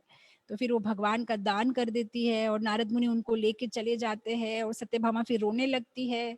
फिर नारद मुनि बोलते ठीक है भगवान की जितना वेट है उतना तुम मुझे सोना दान दोगी तो मैं तुम्हें कृष्ण को वापस दूंगा। अब उसको प्राउड तो बहुत था, सत्यजीत की बेटी थी। सत्यजीत को क्या था, वो सामंता का जेवल जो रोज 170 पाउंड सोना बाहर निकलता था, तो बोला मेरे पास तो बहुत सोना है, लेकिन जितना भी सोना रखती है तराजू में, अब भगवान तो ऊपर उठते ही नहीं है। और फिर रुक्मिणी देवी आके जो है तुलसी का पत्ता रख देती है और भगवान सीधे ऊपर उठ जाते हैं तराजू में। तो इस घटना के द्वारा भगवान हमें बताते हैं कि भाई प्यार से कोई एक पत्ता भी दे दे तो मैं बिक जाऊं, मैं बिक जाऊं। तो यहाँ पे बता रहे भक्त सुहृता, भगवान पिघल जाते हैं। कोई अगर प्यार से भगवान को कुछ दे दे तो वे पिघल जाते हैं, राइट। नेक्स्ट क्वालिटी में चले जाएंगे। आप देखिए इसीलिए तो बांके बिहारी मंदिर, अगर आप वृंदावन में गए हैं तो आप ऑब्जर्व करेंगे बांके बिहारी मंदिर हर 5-10 मिनट में वे पर्दा बंद कर देते हैं। क्योंकि एक बार ऐसी घटना हो गई थी, कोई भक्त बड़ा प्रेम से जो है बिहारी जी की दर्शन कर रहा था, और जब दर्शन करने के बाद में वो भक्त चला जा रहा था तो ठाकुर जी भी नीचे उतर गए, उसके पीछे पीछे चले जा रहे थे। पुजारी ने देखा अरे बाप रे, यहाँ पे ठाकुर जी कहाँ गए, देख रहे तो भक्त के पीछे चले जा रहे हैं। फिर पुजारी ने पकड़ा, कहाँ किधर को चले, बोलते नहीं ये कितना अच्छा से मेरी प्रार्थना कर रहा है मैं इसके साथ। बोला कहाँ, ये आपका मंदिर है, आपको तो यहीं बैठना है। तो फिर उनको जो लेके आके जो है मंदिर में बिठाया। तो तब से जो है बांके बिहारी मंदिर में ना हर 5-10 मिनट में पर्दा बंद करते हैं, क्योंकि उनको टेंशन है कोई अगर भक्ति से प्यार से देखेंगे तो हमारे तो बिहारी जी चल पड़ेंगे, चलो उनके पीछे चले जाते। तो ये ठाकुर जी का स्वभाव है। नेक्स्ट क्वालिटी में चले जाएंगे। शरणागत पालका, शरणागत पालका, जो भगवान की शरणागति लेते हैं ठाकुर जी उनकी रक्षा करते हैं। ये उनमें गुण है, ये उनकी हैबिट है। बोलते हैं ना habit can not be given up, ये एक हैबिट जो हमें बन जाती है हम उसको छोड़ नहीं पाते, वैसे ही भगवान में भी ये हैबिट है। अगर कोई असुर भी आ जाए तो माफ कर देंगे, कोई राक्षस असुर अभक्त कोई भी, बस कोई शरणागति लेंगे तो ही हैज टू प्रोटेक्ट, ये उनका व्रत है। ठाकुर जी बोलते हैं, अब रामायण में ये घटना आती है, जब विभीषण ठाकुर जी की शरण लेने आता है तो सारे मना करते हैं, नहीं नहीं विभीषण पे जो है आपको विश्वास नहीं करना चाहिए, वो एक असुर है, उसे आप शरणागति मत दीजिए। तब ठाकुर जी बोलते हैं कि सुकृतेव प्रपन्नो या, सुकृतेव प्रपन्नो या तव अस्मि इति च याचति, अभयम सर्वदा तस्मै ददामि एतद् व्रतम मम। ये मेरा व्रत है। सकृत, सकृत माने एक बार अगर कोई प्यार से बोल दे तव अस्मि, ठाकुर जी मैं आपका हूँ, तव अस्मि बस, अभयम सर्वदा, मैं, वो तो एक ही बार बोलेगा लेकिन मैं तो अब जिंदगी भर उसकी रक्षा करूंगा। अभयम सर्वदा तस्मै ददामी, दूंगा। एतद व्रत मम, ये मेरा व्रत है, मैं क्या करूं, मैं तो दूंगा। एक बार भी कोई बोल दे कि तव अस्मि, इसलिए मैं हमेशा भक्तों को बोलती हूँ कि जब भी ठाकुर जी के सामने खड़े रहे, हम जब भगवान का दर्शन करें, तो बस ये हमें हमेशा ये दो शब्द तव अस्मि, मैं आपका हूँ, ये बात हमें हमेशा बोलना चाहिए। क्योंकि एक बार कोई भूल से भी, ठाकुर जी बोलते कोई भूल से भी बोल दे, कोई मजाक में भी बोल दे तव अस्मि, लेकिन मैं सीरियसली लेता हूँ, अब इसकी रक्षा करनी मेरी रेस्पॉन्सिबिलिटी है।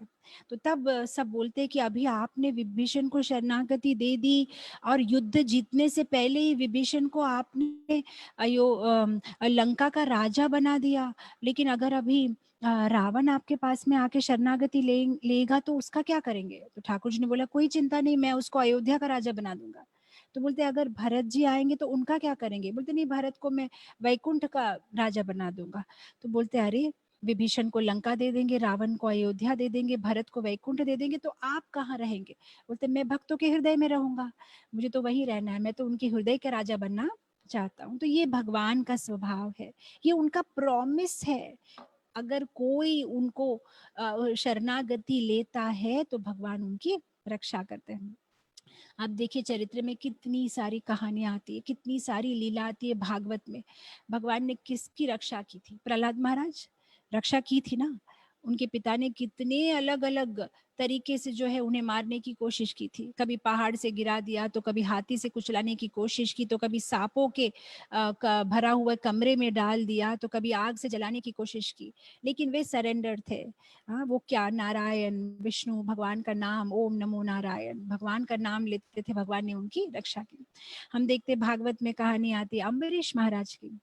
जब दुर्वासा मुनि उनके ऊपर में जो है ये इस उनके पीछे इस राक्षस को भेजते हैं, अम्बरीश महाराज बिल्कुल नहीं डरते हैं। आप भागवत में अगर वो कथा सुनेंगे तो श्लोक आप लाइन बाय लाइन जाइए। कहा गया है कि अम्बरीश महाराज जब उस पिशाच को देखते हैं तो वो एक पैर पीछे भी नहीं लेते हैं, इतना उनको दृढ़ विश्वास है कि ठाकुर जी हमारी रक्षा करेंगे। और हम देखते हैं कैसे भगवान उनकी रक्षा करते हैं। हम देखते हैं ध्रुव महाराज छोटे से 5 साल के बच्चे थे। वे जंगल में तपस्या कर रहे थे, वहां पे बहुत सारे क्रूर प्राणी होंगे, लेकिन वहां उनको कोई टेंशन नहीं थी, बस वे अपने तपस्या में थे, लेकिन ठाकुर जी जो है उनकी रक्षा करते हैं। हम देखते हैं सुदामा सुदामा की रक्षा की ना। वे कितने गरीब थे, राइट, पर भगवान ने उन्हें सब कुछ दिया और उनकी रक्षा की। तो ऐसे हम देखते चरित्र में कितने सारे भक्तों की कहानी आती है। भगवान ने द्रौपदी की रक्षा की। असत स्वभाव सभा में जब द्रौपदी का वस्त्र हरण करने का दुशासन कोशिश कर रहा था, तब ठाकुर जी क्या करते हैं, वहां आते हैं और द्रौपदी की रक्षा करते हैं। बहुत सुंदर। और फिर हम देखते हैं मीराबाई। मीराबाई भगवान की भक्त थी, लेकिन उन्हें क्या किया गया था, राजदंड दिया गया था। क्या गलती थी उनकी? वो भगवान के भजन करते हुए यहाँ वहां घूमती थी, तो इन्होंने जो है, राजा ने उन्हें राजदंड दे दिया। बोलते तुम विद्रोह कर रही हो, तुम राज मर्यादा का पालन नहीं कर रही हो। तो फिर मीराबाई को क्या दिया है? विष का प्याला। और फिर मीराबाई को डर लगता है? नहीं, वो तो एकदम विष पीने के लिए तैयार है। तो जो मीराबाई के आसपास में उनकी दासियां है, वो मीराबाई से पूछती है कि आपको डर नहीं लगता, कैसे आप ये विष पी पा रही है? तो मीराबाई बहुत सुंदर जवाब देती है। बोलते मैं तो एक बार पी रही हूँ विष, आप लोग तो रोज विष पीते हो। तो बोलते हम लोग रोज विष पीते हैं, हम समझ में नहीं आई। तो मीराबाई बोलते हैं कि जिसको ये मनुष्य जन्म मिला है, और मिलने के बाद भी अगर वे भगवान की सेवा नहीं करते, भगवान का स्मरण नहीं करते, उसका मतलब वे रोज विष पी रहे हैं।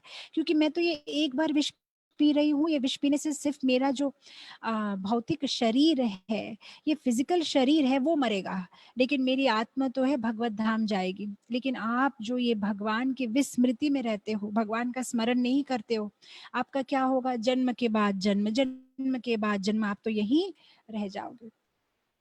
नरोत्तम दास ठाकुर बोलते हैं ना, मनुष्य जन्म पाया, राधा कृष्ण ना भजिया, जानिया सुनिया विष खाइनु, जानिया सुनिया विष खाइनु। नरोत्तम दास ठाकुर बोलते हैं अगर किसी को मनुष्य का जन्म मिला है और फिर भी वो भगवान का स्मरण, राधा कृष्ण की सेवा नहीं कर रहा है, उसका मतलब जानते हुए समझते हुए रोज विष पी रहा है। जानिया सुनिया विष खाइनु, मतलब ये तो ऐसी बात हो गई ना, अगर आपको कोई बोलता है एक्सक्यूज मी मैडम आप पॉइजन पी रहे, अच्छा पॉइजन पी रही हूँ, अच्छा थैंक यू सो मच हाँ for information, okay but madam आप पॉइजन, हाँ वेरी गुड, ये पॉइजन है ना, हाँ करेक्ट करेक्ट करेक्ट ये पॉइजन है, उसका मतलब जानिया सुनिया, मैं सुना मैंने कि ये पॉइजन है, मैं समझ रही हूँ कि ये पॉइजन है लेकिन मैं पीना चाहती हूँ। तो ये बात है, ये संसार के जीव की परिस्थिति है, ऐसे नरोत्तम दास ठाकुर बोलते हैं। वे समझ रहे हैं, जान रहे हैं, सुन रहे हैं, फिर भी इस विष को वे पीना चाहते हैं, राइट। तो भगवान जो है वे रक्षा करते हैं अपने भक्त की। लेकिन कैसे भक्त की? जो अनन्य भाव से उनकी पूजा करे, जो अनन्य भाव से उनका स्मरण करे। ऐसा नहीं कि हम 24 घंटे में से 23 घंटे तो हमारी भौतिक वांछाओं के पीछे ही लगे रहते हैं, लेकिन जब कभी कोई मुश्किल पड़ गई तो बस याद कर लिया, बिजनेस ट्रांसैक्शन जैसा नहीं। अनन्य चिंतयन्तो माम जे जना पर्युपासते तेषां नित्यभियुक्तानां योगक्षेम्यम वहाम्यहम् 9.22 भगवद गीता। ठाकुर जी बोलते अनन्य चिंतयन्तो माम, सिर्फ मेरा चिंतन जो करता है, मुझ पे विश्वास से चिंतन करता है कि ठाकुर जी मेरे हैं, मैं ठाकुर जी का हूँ, उनकी आवश्यकताओं को मैं पूरा करता हूँ और उनके पास जो है उसकी मैं रक्षा करता हूँ। तो लास्ट लाइन कहते योगक्षेम्यम वहाम्यहम्, उसके योगक्षेम की मैं रक्षा करता हूँ। लेकिन क्या हमें विश्वास है इस बात पे? नहीं। हाँ, जिसने इस योगक्षेम्यम वहाम्यहम् श्लोका की सृष्टि की है, ऐसे ठाकुर जी पे हमारा विश्वास नहीं है। लेकिन जिसने इस लाइन को चोरी करके अपना बिजनेस टैग बना लिया है, उस पे हमें विश्वास है। LIC वाले क्या करते हैं, life insurance corporation of India, भगवान की गीता के श्लोक जो है योगक्षेम्यम वहाम्यहम् चीट करके उन्होंने अपने कंपनी पे टैग लगा दिया है, और हमें LIC पे विश्वास है। इसलिए हम हर महीना हर साल LIC का प्रीमियम बिना याद कराए भर देते हैं। ठाकुर जी बोल रहे मेरे को भी प्रीमियम भरो, मैं भी तुम्हारे योगक्षेम्यम वहाम्यहम् देखूंगा। ठाकुर जी का प्रीमियम क्या है? हरे कृष्णा कृष्णा कृष्णा हरे हरे, हरे राम राम राम हरे। बस मेरा नाम स्मरण करो, जप करो, मैं तुम्हारा योगक्षेम का ध्यान रखूंगा। लेकिन हमें ठाकुर जी पे विश्वास नहीं है, हमें विश्वास नहीं है। हमारी कथा ना, वैसे एक छोटा सा बच्चा था, भगवान को प्रार्थना करता, पूजा करता। तो एक दिन ना वो, गांव में क्या है, छोटे छोटे पहाड़ है, यहाँ से वहां जाना, तो उन दिनों में तो इतनी कन्वेंस नहीं थी। तो एक दिन जब जब पहाड़ से नीचे उतर रहा है तो पैर फिसल गया, पैर फिसल गया तो गिरने लगा। तो अब हाथ पैर मारने लगा, तो एक पर्टिकुलर झाड़ जो होता है ना, बहुत सारे झाड़ होते हैं पर्वत के ऊपर में, पहाड़ के ऊपर में, तो एक झाड़ की डाल उसके हाथ में आ गई। तो उस डाल को पकड़ के जो है ना वो लटक रहा था। तो उसने इमीडिएटली भगवान को प्रार्थना की, ठाकुर जी मुझे बचाओ, हे गोपाल, हे गोविंद, मुझे बचाओ। इमीडिएटली कृष्ण वहां पे आ गए, बोला मैं हूँ, चिंता मत करो, तुमने जो ये डाल पकड़ी हुई है उसे छोड़ दो, और बोल के चले गए। अब इस लड़के को लगा कि ठाकुर जी मुझे बचाने आए कि मेरा मर्डर करने आए हैं। कम से कम ये डाल पकड़ के मैं बचा हुआ हूँ, मुझे बोलते हैं डाल छोड़ दो। डाल कैसे छोड़ दो? लगता है ये कोई डुप्लीकेट भगवान है, ऐसा भगवान बोलेंगे ही नहीं। वो पूरा डाल पकड़ के रहा, पूरी रात लटकता रहा, हाथ में दर्द, एकदम खून निकल रहा है। थोड़ी देर में सुबह हो गई, सूर्य का प्रकाश आया, तब उसने क्या देखा, वो जमीन से 2 फीट ऊपर लटक रहा था। अगर उसने डाल छोड़ दी होती तो घर चला जाता चल के, कोई 2 फीट ऊपर में लटक रहा था, अंधेरे में उसको दिखा नहीं। लेकिन उसे भगवान पे विश्वास नहीं था, इसलिए उसने डाल छोड़ी नहीं।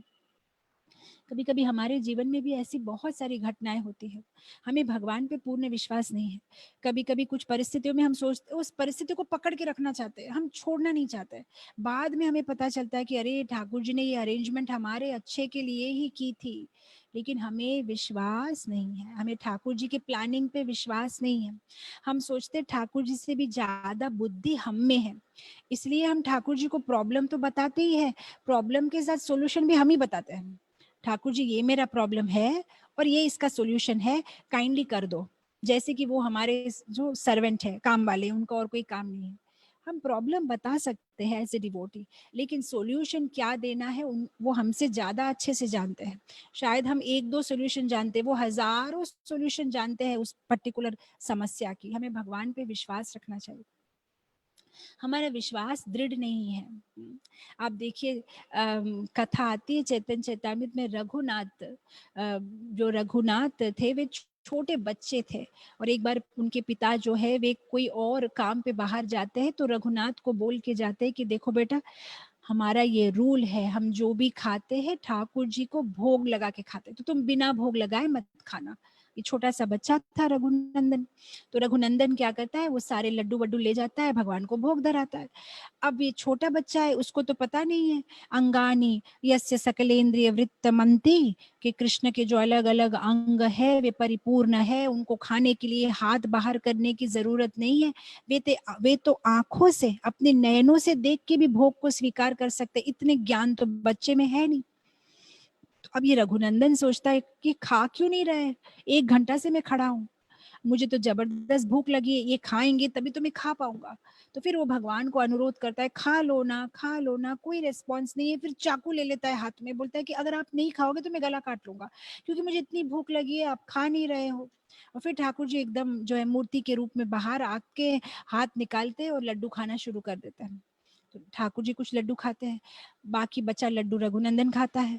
उसके बाद जब दूसरे दिन उनके पिताजी आते हैं, तब उनकी माता कंप्लेन करती है कि कल पूरा भोग वो अकेला खा गया। तो पिताजी उसको डांट लगाते हैं, बोलते तुमने पूरा क्यों खा लिया, सबको क्यों नहीं दिया। तो बोला मैंने थोड़ी खाया, आधा तो उन्होंने खा लिया। किन्होंने खा लिया? नहीं, ठाकुर जी ने खा लिया। अब उनके पिता डांट लगाते, तुम मुझे बेवकूफ समझते हो, ठाकुर जी भला लड्डू खाते हैं? बोलता हाँ, मैं सच बोल रहा हूँ, लड्डू खाए थे कल उन्होंने। तो अब रघुनंदन बोलते ठीक है, फिर से लड्डू बनाते हैं, अब तुम खिला के दिखाओ। तो फिर लड्डू बना के ले जाते हैं। अब रघुनंदन जो है भगवान को अनुरोध करता है, खाओ खाओ, और पीछे से जो है उनके पिताजी देख रहे हैं। और ठाकुर जी जब हाथ बाहर करके लड्डू आधा मुंह में डालते, तब देखते अरे रघुनंदन के पिता देख रहे हैं, पर्दा खोल के वो अंदर आ रहे हैं। तो ठाकुर जी आधा लड्डू खाया हुआ, आधा अपने हाथ में रख लेते हैं।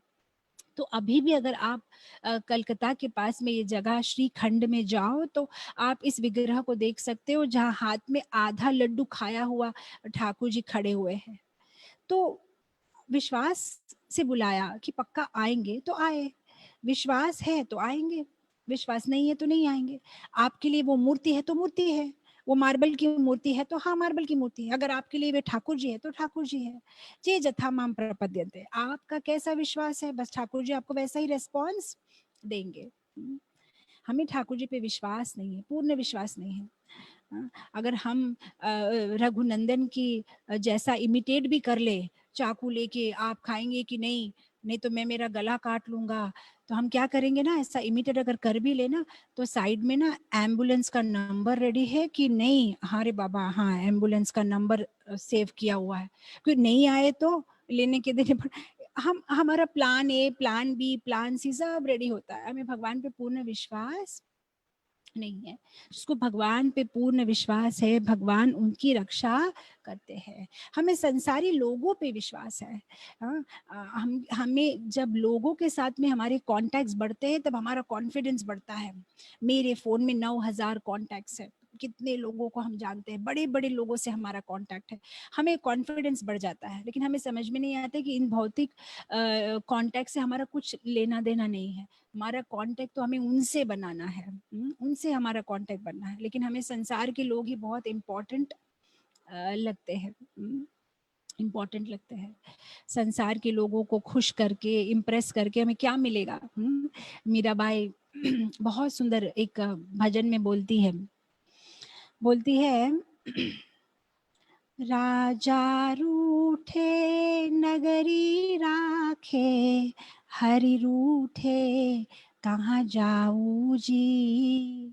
राजा रूठे नगरी राखे, हरि रूठे कहाँ जाऊँ जी। राणा जी मैं तो गोविंद गोविंद गासू। बोलते हैं कि अगर राजा रूठ गया ना, कोई बड़ी बात नहीं है, ये राजा रूठ गया तो हम कोई और नगरी में चले जाएंगे, कोई और राजा के आश्रय में रहेंगे। लेकिन हरि रूठे, अगर ठाकुर जी रूठ गए तो कहाँ जाएंगे? ये पूरी दुनिया उनकी है, हम कहाँ जाएंगे? तो हरि रूठे कहाँ जाऊँ जी? हरि को मनाने की कोशिश करनी है, हमें तो हरि को इम्प्रेस करने की कोशिश करनी है। हम भौतिक जगत में लोगों को इम्प्रेस करने की कोशिश करते हैं, वो हमारे बारे में क्या सोचते हैं हमें बहुत इंपॉर्टेंट लगता है। सबसे बड़ा रोग क्या कहेंगे लोग, हमें सब समय उनकी चिंता है, उनकी चिंता है जिसके साथ हमारा कोई लेना देना ही नहीं है। आज वो हमारे संपर्क में है, कल वो कहाँ हम कहाँ पता नहीं। हम सब एक इंडिविजुअल आत्मा है, लेकिन हमारा जो रियल फ्रेंड है, हमारा जो बेस्ट फ्रेंड है, वो हमारे ठाकुर जी है जो हमारे साथ है। हम जो योनि में जाएंगे वो हमारे साथ साथ उस योनि में हमारे साथ साथ वो आते हैं, वो हमारे रियल फ्रेंड है, लेकिन हम उनको भूल जाते हैं। वो हमारे रियल फ्रेंड है। तो इसलिए वो एक भजन है ना, बनवारी रे जीने का सहारा तेरा नाम रे, मुझे दुनिया वालों से क्या काम रे। जीने का सहारा तेरा नाम रे, ये दुनिया वाले क्या मदद करेंगे? आज आपके पास पैसा है, अगर आपके पास नाम प्रतिष्ठा है तो वे आपको पूछते हैं, कल को आपके पास कुछ नहीं है तो आपको पहचानेंगे भी नहीं। लेकिन ठाकुर जी, अगर आप भगवान ना करे ऐसा कुछ हो गया कि आप सुअर बन गए, छिपकली बन गए, या किसी शुक्र क्या बोलते हैं ना, स्टूल में इंसेक्ट भी बन गए अगर, तो उस रूप में भी भगवान परमात्मा के रूप में आपके साथ ही रहेंगे। वे नहीं कहेंगे अरे तुम अपने कर्म के अनुसार इस योनि में हो, यहाँ तो कितनी बदबू आ रही है, मैं जा रहा हूँ, नेक्स्ट टाइम जब तुम ह्यूमन बींग बनोगे ना तब मैं फिर से आऊंगा। नहीं, तुम जहां जहां जाते हो तुम्हारे साथ वे तुम्हारे साथ घूमते हैं, तुम्हारे साथ रहते हैं। तो भगवान हमारे श्रेयो अभिलाषी है, राइट। सो इसलिए देखिए मीराबाई जैसे जो भक्त है, वे हमेशा भगवान से जो है अपना बंधन बना के रखना चाहते हैं। चैतन्य महाप्रभु का क्या मूड है, आश्लिष्य वा पादरतम पिनास्तु मां मदर्शनम मर्महतम करोतु वा यथा तथा विधाति लंपतो मत प्राणनाथा सुस एव नापरा। वे कृष्ण से बंधन जोड़ के रखना चाहते हैं। कृष्ण तुम मुझे कैसे भी रखो, तुम मुझे तुम प्यार दो या मुझे तुम इग्नोर करो, तुम मुझे लात मारो, तुम जो भी हो, लेकिन तुम मेरे प्राणनाथ हो। बस वे भगवान से संबंध दृढ़ करना चाहते हैं।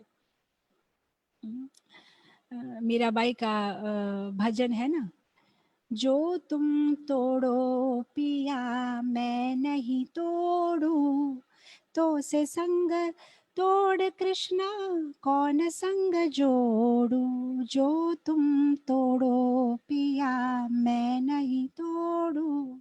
आप देखिए सारे भक्तों का भाव बस ऐसा ही है, भगवान आप हमें रेस्पॉन्स दे ना दे, आप हमारे हैं, हम आपके हैं, आप हमारे हैं, हम आपके हैं। उनकी कंडीशंस नहीं होती है। अच्छा आप अगर मुझे ये कॉन्ट्रैक्ट दे दे, अगर आप मुझे फाइनेंशियली हेल्प करें, अगर आप मेरी हेल्थ ठीक रखें, आप मेरे परिवार को ठीक रखें, आप ये कंडीशन पूरा करें, तब मैं आपको पसंद करता। ऐसी कोई कंडीशन नहीं है, आप मेरे हैं, मैं आपका हूँ, आप मुझे जैसे रखेंगे आपकी मर्जी। तो ऐसी भावना जो हृदय में रखता है शरणागति पालका, ठाकुर जी ऐसे भक्तों को वो भी अपने हृदय में लेके घूमते हैं। इसलिए तो आप देखिए नवम स्कंद में अम्बरीश महाराज की जो कथा आती है, वहां पे भगवान एक श्लोक बोलते हैं, अहम भक्त पराधीनो, मैं मेरे भक्त के पराधीन हूँ, मैं उसके कंट्रोल में हूँ, मैं मेरे भक्त के हृदय में हूँ और मेरा भक्त मेरे हृदय में है, वो मेरे बिना कुछ नहीं जानता और मैं भी उसके सिवाय कुछ नहीं जानता। बहुत सुंदर अम्बरीश महाराज के चरित्र में बहुत बढ़िया सुंदर सुंदर श्लोक। तो शरणागति पालका, हाँ, हमारे गुजरात का फेमस भक्त नरसिंह मेहता, नरसिंह मेहता की कहानी तो मैं यहाँ पे नहीं बताऊंगी क्योंकि आप लोग सब तो सूरत से है, गुजरात से है, और हम सब गुजराती भक्त तो बचपन से नरसिंह मेहता की कहानी सुनते हुए बड़े हुए हैं। कैसे ठाकुर जी नरसिंह मेहता की पल पल कदम कदम पे मदद करते हैं। उनके पिताजी का श्राद्ध, उनकी बेटी का विवाह, ऐसे हजारों बार जो है वे नरसिंह मेहता की रक्षा करते हैं, क्योंकि नरसिंह मेहता जो है वे भगवान के शरणागत थे, वे भगवान के शरणागत थे। तो जो भगवान की शरणागति लेते हैं, ऐसे भक्त की भगवान रक्षा करते हैं। जगन्नाथ जी के पास टाइम्स में भी ये कहानी आती है ना, गीता पंडा की, जो भगवत गीता हमेशा पढ़ता रहता था, और एक बार उनकी पत्नी को क्रोध आया कि 4-5 दिन से बारिश आ रही है, घर में खाने के लिए नहीं है, और आप ये बैठ के गीता पढ़ते हो जिसमें भगवान ने लिखा है कि मैं मेरी भक्त की रक्षा करती हूँ। कौन सी रक्षा कर रहे हैं भगवान? हमको तो खाना देने के लिए भी भगवान जो है हमें मदद करने आए नहीं है। तो गुस्से से जो है वो एक पेन लेके वो भगवत गीता के श्लोक पे जो है लाइन बना देती है, और फिर ठाकुर जी जो है उसके गुस्सा को देख के हंसते हैं, और फिर वे खुद आते हैं एक छोटे, और वो भी मिडिल ऑफ द नाइट, रात के बीच में। और फिर जब ये गीता पंडा की पत्नी दरवाजा खोलती है, देखते अरे छोटे से 2 बच्चे कृष्ण और बलराम बहुत सारा सामान लेके आए, बोलते हम जो है आपके पति के शिष्य है, ये सारा सामान आपके लिए लाए हैं। तो सामान देख के बहुत खुश हो जाती है, बोलती है कि तुम लोग भी आ जाओ अंदर में, मैं अब भी खाना बना देती हूँ, सब गरम गरम खा के जाइए। फिर दोनों बच्चे जो है उसमें से जो काला वाला लड़का है वो अपनी जीभ दिखाता है, बोलते मैया किसी ने हमारे जीभ पे ना ये देखिए ऐसी लाइन बना दी है, तो मुझे ना यहाँ पे दर्द हो रहा है इसलिए मैं खा नहीं पाऊंगा, आप बनाइए मैं फिर कभी आऊंगा। तो फिर जब वो सारा प्रसाद बनाती है, अपने पति को बच्चों को उठाती है, तो उसके पति बोलते कहाँ से आया ये सब? तो बोलते मुझे पता नहीं, आपके शिष्य ने दिया, मेरा कोई शिष्य ही नहीं है। फिर बताया पता नहीं, छोटा सा बच्चा था, बोला किसी ने उसकी जीभा पे ना लाइन बना दी है, उसको यहाँ पे जो है दर्द हो रहा है। तो तब दोनों पति पत्नी को एक साथ में क्लिक होता है, अच्छा क्योंकि भगवत गीता जो है कृष्ण के मुंह से निकली है ना, जिह्वा से निकली है, और हमने जो है गीता में उनकी पत्नी ने क्या किया था, उस श्लोक पे अनन्यस चिंतयन्तो माम जे जना पर्युपासते पे एकदम लाइन बना दी थी। फिर दोनों जो है बिना खाए भागते जगन्नाथ जी के मंदिर में, और वहां पे जाके देखते जगन्नाथ जी के मुंह पे भी जो है यहाँ पे लाइन बनी हुई है, तो भी समझ जाते कि जगन्नाथ जी खुद आए थे। तो ऐसे हम लोग अलग अलग घटनाएं, बस ये पॉइंट बाय इटसेल्फ इतना सुंदर है कि भगवान कैसे अपनी भक्तों की रक्षा करते हैं। शरणागति पालका, जो उनकी शरणागति लेते हैं ठाकुर जी उनकी रक्षा करते हैं। छोटी सी कहानी बता के मैं खत्म करूंगी। ये कहानी बहुत ही फेमस है, रियल लाइफ स्टोरी है। रिसेंटली जो ये कहानी घटी है, शायद आप लोगों ने भी बहुत बार ये कहानी सुनी है, लेकिन मेरी हृदय को काफ़ी प्रिय है ये कहानी। मैं हज़ारों बार सुनती हूँ, बोलती हूँ, और मुझे इतना ही आनंद आता है हर बार इस कहानी को सुनने में, बोलने में। तो ये सत्य घटना है वृंदावन की। तो वृंदावन में जो है एक बाबा जी महाराज थे, कृष्ण के भक्त। ये घटना करीबन 30-35 साल पहले की है। तो सब उन बाबा जी महाराज को ना सब कहते थे जज साहब, जज साहब। तो अरे सबका किसी किसी का जैसे भक्ति महाराज, गोपाल कृष्ण महाराज, अलग अलग कुछ अच्छे नाम होने चाहिए। इनका नाम कोई कृष्ण से संबंधित नहीं है, जज साहब ये कैसा नाम है भला? तो बोलते इनका नाम जज साहब क्यों है? तो किसी और बाबा जी ने बताया कि नहीं नहीं, वो ना पहले जज थे, भक्त बनने से पहले जज थे, तो तब से अब उनका नाम जो है जज साहब है। तो बोले कहाँ के जज थे? बोलते ये दक्षिण भारत में किसी गांव में लोक अदालत होती है ना, छोटा छोटा सा कोर्ट होता है, उसमें वे जज थे। तो उन्होंने जो है अपनी पोस्ट से रिजाइन करके यहाँ पे बाबा जी बन गए। तो फिर दूसरे भक्त ने पूछा कि भाई फिर उन्होंने रिजाइन किया क्यों अपने जॉब से? तो बोला ये बहुत सुंदर घटना है, क्या हुई उनके लाइफ में। बोलते वे जज थे, तो अलग अलग केस रोज कोर्ट में आते रहते हैं, उनको सॉर्ट आउट करना है। तो एक बार ऐसा हुआ, एक गांव में एक आदमी था, उसका नाम था भोला, भगवान का भक्त था, राम जी से बहुत अटैच था। तो उस गांव में छोटा सा एक मंदिर था राम जी का, रघुनाथ जी से, राम जी का एक नाम है रघुनाथ जी, तो रघुनाथ जी का मंदिर था। तो वहां मंदिर में वो आता जाता, भगवान की सेवा करता, काफी गरीब था और केवट जाति का था। अब उसके 2 बेटे थे और एक बेटी थी। तो एक बार ऐसे हुआ कि बेटी जो है बड़ी हो गई, तो अब शादी वादी करानी है। तो बेटे लोगों ने बोला कि देखो पिताजी, ऐसे करते हैं, हम गांव में जो सेठ जी है उनसे हम जो है उधार लेके शादी करवा देते हैं, और बाद में हम धीरे धीरे करके पैसे चुका देंगे। बोला ठीक है। तो सेठ जी के पास में गए, तो बोला ठीक है, इतना जो है ब्याज लगेगा, इंटरेस्ट लगेगा। तो पैसा लिया, बेटी का शादी कराया, बेटी का विदा हो गया, सब हैप्पी से हो गया। अब ये भोला ने कहा अपने बेटों से कि भाई देखो, अब मेरा तो रेस्पॉन्सिबिलिटी हो गया, तो तुम दोनों जो है कमा के सेठ जी का पैसा वापस कर दो। मैं अब घर में नहीं रहूंगा, मैं तो मंदिर में रहूंगा। अब मैं रिटायर हो गया हूँ, तो मंदिर में सेवा करूंगा। बोला ठीक है। मंदिर में रहने लगा। मंदिर में साफ सफाई करते, और मंदिर में एक कमरा उनको दिया हुआ था। अब दोनों बेटों ने बहुत मेहनत की, पैसा कमाया। एक दिन पिताजी के पास गए, बोला देखो ये पैसा जो है आप सेठ जी को वापस दे दो। तो गया सेठ जी के पास में भोला, बोला ये रहा आपका पैसा, ये रहा आपका ब्याज, इंटरेस्ट जो है अब हमारा चुकता हो गया। अब सेठ जी ने बोला ठीक है। तो उन्होंने एक कागज लिया, उसमें लिख दिया रिसिप्ट, कि भाई आई हैव रिसीव्ड, मैंने इससे जो है इतना पैसा मैंने ले लिया, उसके हाथ में दिया। अब सेठ जी ने ऐसे ही हंसते हुए बोला कि भोला पढ़ो क्या लिखा है। तो बोला कि मुझे पढ़ना नहीं आता, मैं क्या जानूँ ये सब तो मेरे लिए बहुत, जो जाने रघुनाथ जी जाने, ठाकुर जी जाने, मेरे को ये सब नहीं समझ में आता। अब सेठ जी के मन में पाप आया, इसको जब पढ़ा लिखा आता ही नहीं है, तो फिर मैं क्यों इसको ये रिसीप्ट दे दूं। मैं उसके पास से दूसरी बार पैसा कलेक्ट करने की कोशिश करूंगा। तो उसने कहा भोला एक काम करो, वो पेपर मुझे वापस दो, तुम मेरे लिए पानी लेके आओ। भोला पानी लेने के लिए गया। तो इसने क्या किया, ये कागज को कोई और फाइल में छुपा दिया। दूसरा कागज लिया, उसमें ऐसे ही लिख दिया, भोला का नाम वाम लिख के दे दिया। बोला ये तुम्हारी रिसिप्ट है, इसको पढ़ना लिखना आता नहीं। बोला अच्छा थैंक यू। अब वो लेके चला गया मंदिर में, और उसने वहां पे रख दिया। अब ये सेठ ने उस पर मुकदमा कर दिया कि भोला ने मेरा पैसा वापस नहीं दिया। अब भोला को अदालत में बुलाया गया, और उस अदालत में हमारे ये जो जज साहब है वो जज थे। तो अब इस भोला को बुलाया गया, तो जज ने पूछे भोला को, बोला क्या तुमने सेठ जी से पैसा लिया था। बोला हाँ लिया था। क्या तुमने पैसा चुका दिया। बोला हाँ चुका दिया। क्या तुम्हारे पास में कोई रसीप्ट है। बोला हाँ है। तो रिसिप्ट दिखा दी। अब जज ने पढ़ा, बोलते इस पे तो कुछ नहीं लिखा है, इस पे सिर्फ तुम्हारा नाम लिखा है, यहाँ तो कुछ लिखा नहीं है कि तुमने पैसा वापस दिया। तो अब ये भोला रोने लगा, रोने लगा।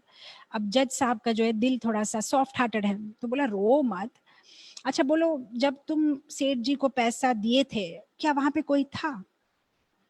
अब इसको तो आदत है हर चीज में बोलता है रघुनाथ जी, रघुनाथ जी।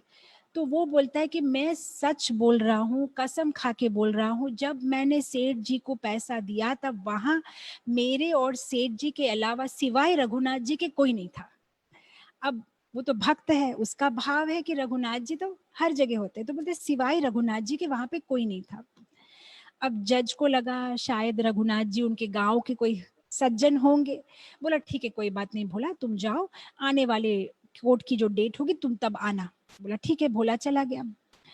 अब जज ने क्या किया, रघुनाथ जी शायद गांव के कोई सज्जन हो गए, तो उसके नाम पे जो है वो जो कोर्ट के जो पेपर होते हैं ना, समन समन जारी कर दिया। तो अब चपरासी जो है वो समन लेके गांव चला गया। वहां पे वो सबको पूछने लगा कि रघुनाथ जी कहाँ मिलेंगे, रघुनाथ जी। अब गांव में सब लोग बोल रहे ऐसा नाम का यहाँ पे कोई नहीं है। अरे पूरा दिन घूमता रहा, शाम को किसी ने बोला रघुनाथ जी नाम का तो कोई नहीं है, लेकिन रघुनाथ जी का मंदिर है, वहां तुम जा सकते हो। अब चपरासी ने सोचा शायद रघुनाथ जी बहुत अमीर होंगे, उसने मंदिर बनाया है। तो वे चले गए रघुनाथ जी के मंदिर। सामने ही चौखट पे वो पुजारी बैठा हुआ था। तो बोला ये रघुनाथ जी का मंदिर है। बोला हाँ। बोला ये लीजिए, रघुनाथ जी के नाम का सम्मन है। पुजारी को हर बात पूरी बात समझ में आ गई, लेकिन उसने बोला ठीक है चलो, तो साइन कर दिया। साइन करके उसने क्या किया, वो सम्मन लेके आके मंदिर के अंदर गया। तो मंदिर के अंदर जाके ठाकुर जी के पैरों पे रख दिया। बोला कि देखिए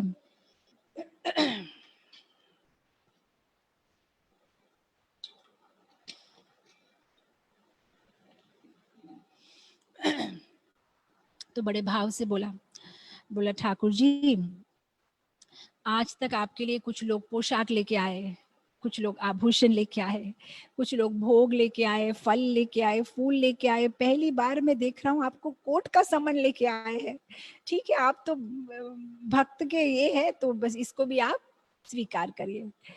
और फिर वो जो है भोला को बुलाता है, अरे भोला ये क्या है, तुमने भगवान का नाम क्यों लिखाया। बोले मैंने कुछ नहीं बोला, उन्होंने पूछा था कि वहाँ कौन था, तो मैंने सिर्फ बताया कि रघुनाथ जी थे। भोला है। तो अब पुजारी समझ गया पूरी बात को। तो फिर वो जो है भोला और पुजारी दोनों मिलके ठाकुर जी से प्रार्थना करते हैं कि आप जो है भोला की रक्षा करिए। तो अब भोला जो है भगवान की बड़ी तीव्रता से जो है प्रार्थना करता है, बोलता है हरि बिन संकट कौन निवारे। इस दुनिया में भगवान के सिवाय कौन हमारा संकट जो है बचा सकता है। और फिर भोला ठाकुर जी से बोलता है, बोला देखो अगर तुम मेरी मदद नहीं करोगे ना तो लोग हंसेंगे, मुझ पे नहीं हंसेंगे, तुम पे हंसेंगे। बोलेंगे ये क्या, इतने भगवान की इतनी भक्ति करने के बावजूद भी अगर भगवान भक्त को नहीं बचाते तो ये कैसे भगवान है। तो मेरी हंसी नहीं उड़ेगी, तुम्हारी हंसी उड़ेगी, तुम्हारी हंसी तुम्हें बचानी है तो मेरी मदद जरूर करना। और फिर कोर्ट की डेट पास में आ गई। तो पुजारी ने भोला को बोला कि तुम निकलो, तो मैं जो है ठाकुर जी को प्रार्थना करता हूँ, देखते हैं क्या होता है। तो फिर भोला निकल गया। दूसरे दिन जो है कोर्ट की डेट है।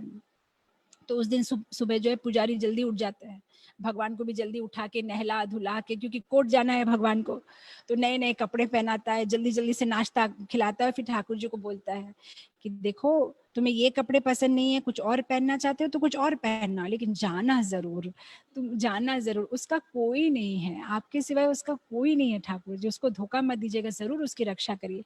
तो ऐसा कहते हुए पुजारी रो रहा है। अब यहाँ पे जो है कोर्ट में भोला पहुंच गया, विटनेस बॉक्स में वो खड़ा हुआ है। तो अब जज साहब पूछ रहे हैं कि भोला रघुनाथ जी आए हैं, कहाँ है रघुनाथ जी। तो भोला कहते हैं रघुनाथ जी तो सब जगह होते हैं, तो यहीं कहीं होंगे, वो तो हर जगह होते हैं। तो अच्छा अच्छा, उसका मतलब रघुनाथ जी आ गए शायद। तो चपरासी को बोलते बुलाओ, डाक लगाओ। तो चपरासी शुरू करता है, रघुनाथ जी हाजिर हो, रघुनाथ जी हाजिर हो। जब तीसरी बार बोलता है रघुनाथ जी हाजिर हो, तो ठाकुर जी वहां आ जाते हैं। एक बूढ़े वृद्ध इंसान वृद्ध के रूप में आते हैं, एकदम कमर जो है थोड़ी सी बेंड हुई, और एकदम हाथ करते हैं कि मैं ही हूँ, आ रहा हूँ आ रहा हूँ। और फिर धीरे धीरे चलते हुए विटनेस बॉक्स पे आ जाते हैं और विटनेस बॉक्स पे खड़े हो जाते हैं। फिर जज साहब उनको पूछते हैं, बोलते आप रघुनाथ जी हैं। बोला हाँ। बोला आप वहां पे थे जब उन्होंने सेठ जी को पैसा वापस दिया। बोला हाँ। क्या इन्होंने कोई रिसिप्ट दी थी। बोला हाँ दी थी। कहाँ है रिसिप्ट। ठाकुर जी बोलते हैं कि इस सेठ जी को यहीं बिठा के रखो और आपके लोगों को भेजो। दीवार के पास लगी हुई 3 अलमारी है, तीनों अलमारी के बीच वाली जो अलमारी है उसके दूसरे नीचे के शेल्फ में फाइल नंबर जो 32 है उसके बीच में लाल कलर के एनवेलप में रिसिप्ट रखी हुई है। वो तो अंतर्यामी है। तो अब सेठ जी को यही पकड़ के रखते हैं और वो लोग जाते हैं वहां पे, कोर्ट के सारे लोग और सब चेक करते हैं तो रिसिप्ट मिल जाती है। अब रिसिप्ट जब लेके आ जाते तब तक हमारे ठाकुर जी तो गुल गायब हो गए। अब पूरा सॉर्ट आउट हो जाता है और जो है ये केस जीत जाता है। लेकिन ये जज को कुछ अजीब सा लगता है।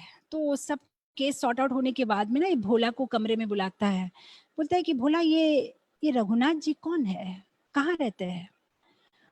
बोला ये वही रहते हैं जहाँ मैं रहता हूँ। बोला अच्छा तुम कहाँ रहते हो। बोला मैं वही रहता हूँ जहाँ वो रहते हैं। अच्छा ठीक है, तुम दोनों कहाँ रहते हो।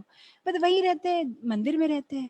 अच्छा तो ये मंदिर किन का है। मंदिर उनका ही है जो आए थे। नहीं नहीं वो, पर वो तो इतने अमीर नहीं लग रहे थे, उन्होंने इतना बड़ा मंदिर बनाया। नहीं मंदिर बनाया नहीं, मंदिर तो किसी और ने बनाया, वो तो मंदिर के अंदर रहते हैं। तो मंदिर के अंदर वो क्या करते हैं। नहीं उनकी तो पूजा होती है ना। तुम क्या बोल रहे हो, समझ में नहीं आ रहा है, वो कौन थे जो आए थे। तब ये भोला बोलता है देखिए आपको समझाना थोड़ा मुश्किल है क्योंकि आप पढ़े लिखे हैं ना, पढ़े लिखे लोगों को नहीं समझा सकते भक्ति के बारे में। तो जज को समझ में नहीं आता है, थोड़ा और विस्तार से जब वो समझाता है तब वो, अच्छा तो ये तुम कह रहे हो कि रघुनाथ जी खुद आए थे। बोला हाँ रघुनाथ जी खुद आए थे, आप मानेंगे तो मानिए नहीं तो नहीं। उसके बाद जो है जज क्या करता है, वहां पे कुछ लोगों को भेजता है गांव में फाइंड आउट करने के लिए कि ये सच बोल रहा है कि नहीं।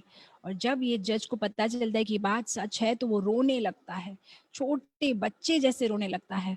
तो उसके जो वर्कर्स है बोलते सर आप रो क्यों रहे हो। बोलते मैं इसलिए रो रहा हूँ कि ठाकुर जी जब खुद गवाह बन के आए थे तो मैं बड़ा जज बन के एकदम कुर्सी पे बैठा हुआ था और वो जगदीश जगन्नाथ जगत के तारनहार विटनेस बॉक्स में गवाह बन के मुझे मना रहे हैं, समझाने की कोशिश कर रहे हैं, तो मुझे शर्म आ रही है। तो अब जब मैं उनके कोर्ट में जाऊंगा उनकी अदालत में जाऊँगा मरने के बाद, तो मैं उसे कैसे मुँह दिखाऊँगा? मैं इसीलिए रो रहा हूँ। तो फिर वो सोचते कि अब मुझे और जो है ये जज की नौकरी करनी नहीं है। तो फिर वो जो है वो जो है इस्तीफ़ा दे देते हैं, वो रिज़ाइन कर देते हैं और वृंदावन चले जाते हैं। और वहाँ पे जो है बाबा जी बन जाते हैं और भगवान की भक्ति करते हैं। लेकिन फिर भी मरते दम तक भी कभी मंदिर के अंदर नहीं गए हैं। सब बोलते थे, "बाबा जी मंदिर में क्यों नहीं जाते?" बोलते, "मैं मुँह दिखाने लायक नहीं हूँ ठाकुर जी को, मैं उनको मुँह नहीं दिखा सकता।" तो वो क्या करते थे, मंदिर के बाहर में जो मट्टी है वो अपने सिर में धरते थे। और ऐसा कहा गया है कि वो बैठते नहीं थे, जितना हो सके खड़े रहते थे। सब बोलते थे, "आप बैठते क्यों नहीं?" बोलते, "नहीं, मुझे शर्म आती है।" मैं बैठा हुआ था, ठाकुर जी खड़े थे, मैं बैठा हुआ था। बस मैं उसी को याद करके जो है मैं शर्मा जाता हूँ कि मैंने ऐसे कैसे किया।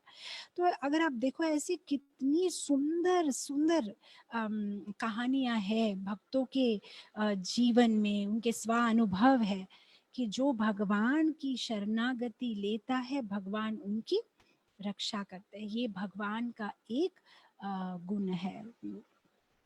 तो हमें भी हर सिचुएशन में ऐसा नहीं कि बोला बोला गया है ना, दुख में सुमिरन सब करे, सुख में करे न कोई, जो सुख में सुमिरन करे दुख काहे को होए।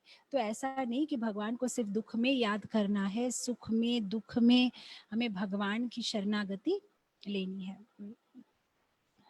अम, अ, बम्बई में मेरी मासी की बेटी रहती है। बहुत सुंदर गाती है और बहुत सुंदर गिटार भी बजाती है। जब हम छोटे थे ना, तो वो क्या करती थी, उसकी एक बहुत यूनिक स्टाइल है। जितनी भी सिनेमा, हिंदी मूवीज़ के सिनेमा के गाने होते थे ना, वे वो गानों को कृष्णमय बना देगी। हर चीज़ में कृष्ण को आगे-पीछे ऐड कर देती और फिर उस गाने को बजाती और हम सारे मिलके गुनगुनाते। तो बहुत सारे ऐसे सुंदर-सुंदर गाने हैं।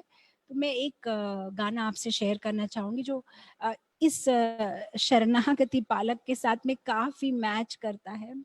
ये कोई वैष्णव भजन नहीं है, गाना तो सिनेमा का है, लेकिन इसके भाव अगर आप भगवान को याद करके इसको गाएँ तो इसके भाव बहुत सुंदर है। तो ये गाना ऐसा है, ये भक्त भगवान को बोल रहा है, ठाकुर जी से बोल रहा है। बोल रहे हैं, जब कोई बात बिगड़ जाए, जब कोई मुश्किल पड़ जाए, तुम देना साथ मेरा ओ कृष्णा। जब कोई बात बिगड़ जाए, जब कोई मुश्किल पड़ जाए, तुम देना साथ मेरा ओ कृष्णा। न कोई है न कोई था जिंदगी में तुम्हारे सिवा, तुम देना साथ मेरा ओ कृष्णा। न कोई है न कोई था जिंदगी में तुम्हारे सिवा, तुम देना साथ मेरा ओ कृष्णा। मुझे काफ़ी पसंद है ये गाना। बहुत सुंदर है इसके भाव कि कृष्ण तुम्हारे बिना इस दुनिया में मेरा कोई नहीं है। ना पहले कोई था, ना आगे मेरा कोई होगा। तुम ही हो, सिर्फ़ तुम्हें मेरा साथ देना है। तो जब मेरे जीवन में कुछ ऐसा घट जाए, जब कोई बात बन जाए, कुछ बिगड़ जाए, तुम देना साथ मेरा। तुम मेरा हाथ मत छोड़ना। तो कृष्ण तो हमारा हाथ नहीं छोड़ते हैं, एक्चुअली हम ही उनका हाथ छोड़ देते हैं। इसलिए जब हम हमारी साधना ठीक से करते हैं, श्रील प्रभुपाद जी ने एक बात बहुत सुंदर बताई। उन्होंने कहा कि जब हम हमारे 16 राउंड्स जप अच्छे से करते हैं, तब हम भगवान का हाथ नहीं पकड़ रहे हैं, भगवान हमारा हाथ पकड़ते हैं। आप देखिए कभी-कभी मार्केट प्लेस में ना माताएँ बच्चों को लेके जाती है शॉपिंग करने के लिए। बच्चे क्या कहते हैं, मम्मी का हाथ पकड़ा हुआ है। लेकिन अगर मार्केट में कोई सुंदर सा टॉय दिख गया, कोई चॉकलेट दिख गई, तो कभी भी जो है माँ का हाथ छोड़ के भाग जाते हैं टॉय के पीछे। फिर मदर को जो है उन्हें ढूँढना पड़ता है। लेकिन कुछ-कुछ माताएँ बहुत स्मार्ट होती हैं। बच्चे उनका हाथ नहीं पकड़ते, वे ही बच्चे का हाथ कस के पकड़ते हैं। तो यहाँ पे वो शाक-भाजी सब्जी वगैरह खरीद रही है, भाव-तोल कर रही है, एक हाथ से सब शॉपिंग कर रही है, लेकिन एक हाथ बच्चे को टाइट पकड़ी हुई है। तो कितना भी जो है टॉय दिख रहा है, मिठाई दिख रही है, चॉकलेट दिख रही है, वो कहीं नहीं जा सकता है क्योंकि पकड़ा हुआ है, कसा हुआ है। कस के पकड़ा हुआ है। तो जब हम, प्रभुपाद जी बोलते, जब हम हमारे 16 राउंड्स जप करते हैं, भागवत पढ़ते हैं, प्रसाद लेते हैं, भगवान शिव विग्रह का दर्शन करते हैं, हमारी साधना हम ठीक से करते हैं, भक्तों के एसोसिएशन में रहते हैं, जब हम ये सारी चीजें ठीक से करते हैं ना, तब हम भगवान का हाथ नहीं पकड़े, भगवान ही हमें कस के पकड़ लेते हैं। उसके बाद क्या होता है ना, हमें माया अगर अट्रैक्ट भी करे कुछ, हम यहाँ जाना चाहते, वहां जाना चाहते, भगवान छोड़ते ही हमारा हाथ ही नहीं छोड़ते, बस पकड़ के रखते हैं हमें। और थोड़ा थोड़ा यहाँ जाने की कोशिश भी करे तो खींच के हमें वापस लाते हैं। और चैतन्य चैतामृत में आता है ना, कैसे भगवान के सेक्रेटरी गोविंद को भगवान पकड़ के वापस लेके आते हैं, उनको बचाते हैं। वैसे भगवान हमें भी, अगर हम माया से अट्रैक्ट होके यहाँ वहां भागेंगे तो भगवान हमारे बाल से हमें पकड़ के वापस लाएंगे, कहाँ जा रहे हो तुम। लेकिन ये तभी होगा जब हम हमारी साधना ठीक से करेंगे। अगर हम सोचते हैं हमें कुछ करने की जरूरत नहीं, ना मैं मेरा जप ठीक से करूंगा, ना भगवान को भोग धराऊंगा, ना मैं वैष्णवों का संग लूंगा, ना सेवा करूंगा, ना मैं कुछ पढ़ूंगा, ठाकुर जी आप मेरी रक्षा करिए, ठाकुर जी आप मेरी रक्षा करिए। नहीं, भगवान तो करेंगे, खैर वो तो सबकी रक्षा करते हैं, लेकिन जब हमारी साधना वगैरह ठीक से करेंगे तब ठाकुर जी हमें कस के पकड़ेंगे। भगवान पार्शियल नहीं है। जिस तरह से एक यज्ञ कुंड होता है ना, जिसमें आग जल रही है, जो यज्ञ कुंड के पास जाता है उसे गर्मी लगती है, जो यज्ञ कुंड से दूर है उसे गर्मी नहीं लगती है। तो क्या यज्ञ कुंड की जो अग्नि है वो पार्शियलिटी है क्या, वो पक्षपात कर रही है? नहीं। उसी तरह से जो भगवान के पास आता है, उनके कदम भगवान की ओर ले जाता है, उन्हें भगवान की विशेष कृपा मिलती है। जो भगवान के विमुख हो जाता है, भगवान की तरफ नहीं देखता है, भगवान से दूर रहता है, उसे भगवान की कृपा नहीं मिलती है। भगवान कोई पक्षपात नहीं करते, वे तो कृपा सतत सबको देना चाहते हैं। बस ये हम पे है, हम पास आते हैं कृपा मिल जाती है, हम दूर जाते हैं कृपा नहीं मिलती है। तो बस ये बात है। तो आज का टेक होम लेसन है कि हमें भगवान की शरणागति लेनी है, हमारी साधना हमें ठीक से करनी है, सो दैट भगवान हमारा हाथ कस के पकड़े और हमें माया से बचाए। तो आज हमने काफी सारे गुण कंप्लीट किए हैं। 10:30 बज चुके हैं, हम आज यही खत्म करेंगे, और बाकी जितने भी गुण हो सके हम कल कंप्लीट करने की कोशिश करेंगे। Thank you so much devotees, आज यहीं खत्म करेंगे। श्री कृष्ण चंद्र भगवान की जय, श्रील प्रभुपाद की जय। हरे कृष्णा। हर ग्रेस निताई सेवनी माता जी की जय। प्रभुपाद की जय। माता जी बहुत बहुत धन्यवाद इतना सुंदर हमें ये सेमिनार देने के लिए। और जेन्युइनली ये थैंक यू बोलना इनफ नहीं है, क्योंकि जिस तरह से आप इतने प्रेम से हमको ये भगवान की लीलाओं को भगवान के गुण के साथ ब्लेंड करके जब बता रहे हैं तो ये और मधुर लग रहा है। तो सिर्फ थैंक यू से तो पता नहीं आपका जो ऋण है वो नहीं चुका पाएंगे, पर फिर भी थैंक यू वापस से बोलूंगा कि आप इतना प्रेम से हम सबको ये इतने अच्छे भगवान के गुण समझा रहे हैं। आशा करते हैं कि एक दिन, और आपसे प्रार्थना भी करते हैं कि आप आशीर्वाद दीजिए, क्योंकि आप माँ समान हैं, कि एक दिन हमारे अंदर भी ये सारे गुण जो भगवान के हैं वो हमारे अंदर आ जाएं, और हम इसको एक्चुअली हमारे अंदर ना आ जाए पर हम इसको समझ के भगवान के प्रति जो एक भक्त को होना चाहिए वैसा मनोभाव हमारा भी बन जाए, और हम भगवान की सेवा में हमेशा तत्पर खड़े रहें। बस ये आप आशीर्वाद दीजिए, तो शायद एक दिन हम भी वो गुण डेवलप कर पाएंगे। Thank you so much. So कल भी सब भक्त लोग इसी टाइम पे जल्दी से ज्वाइन हो जाइए, शार्प 9 बजे जो है हम क्लास शुरू कर देंगे। Thank you so much. Hare Krishna, Hari बोल, हरे कृष्णा।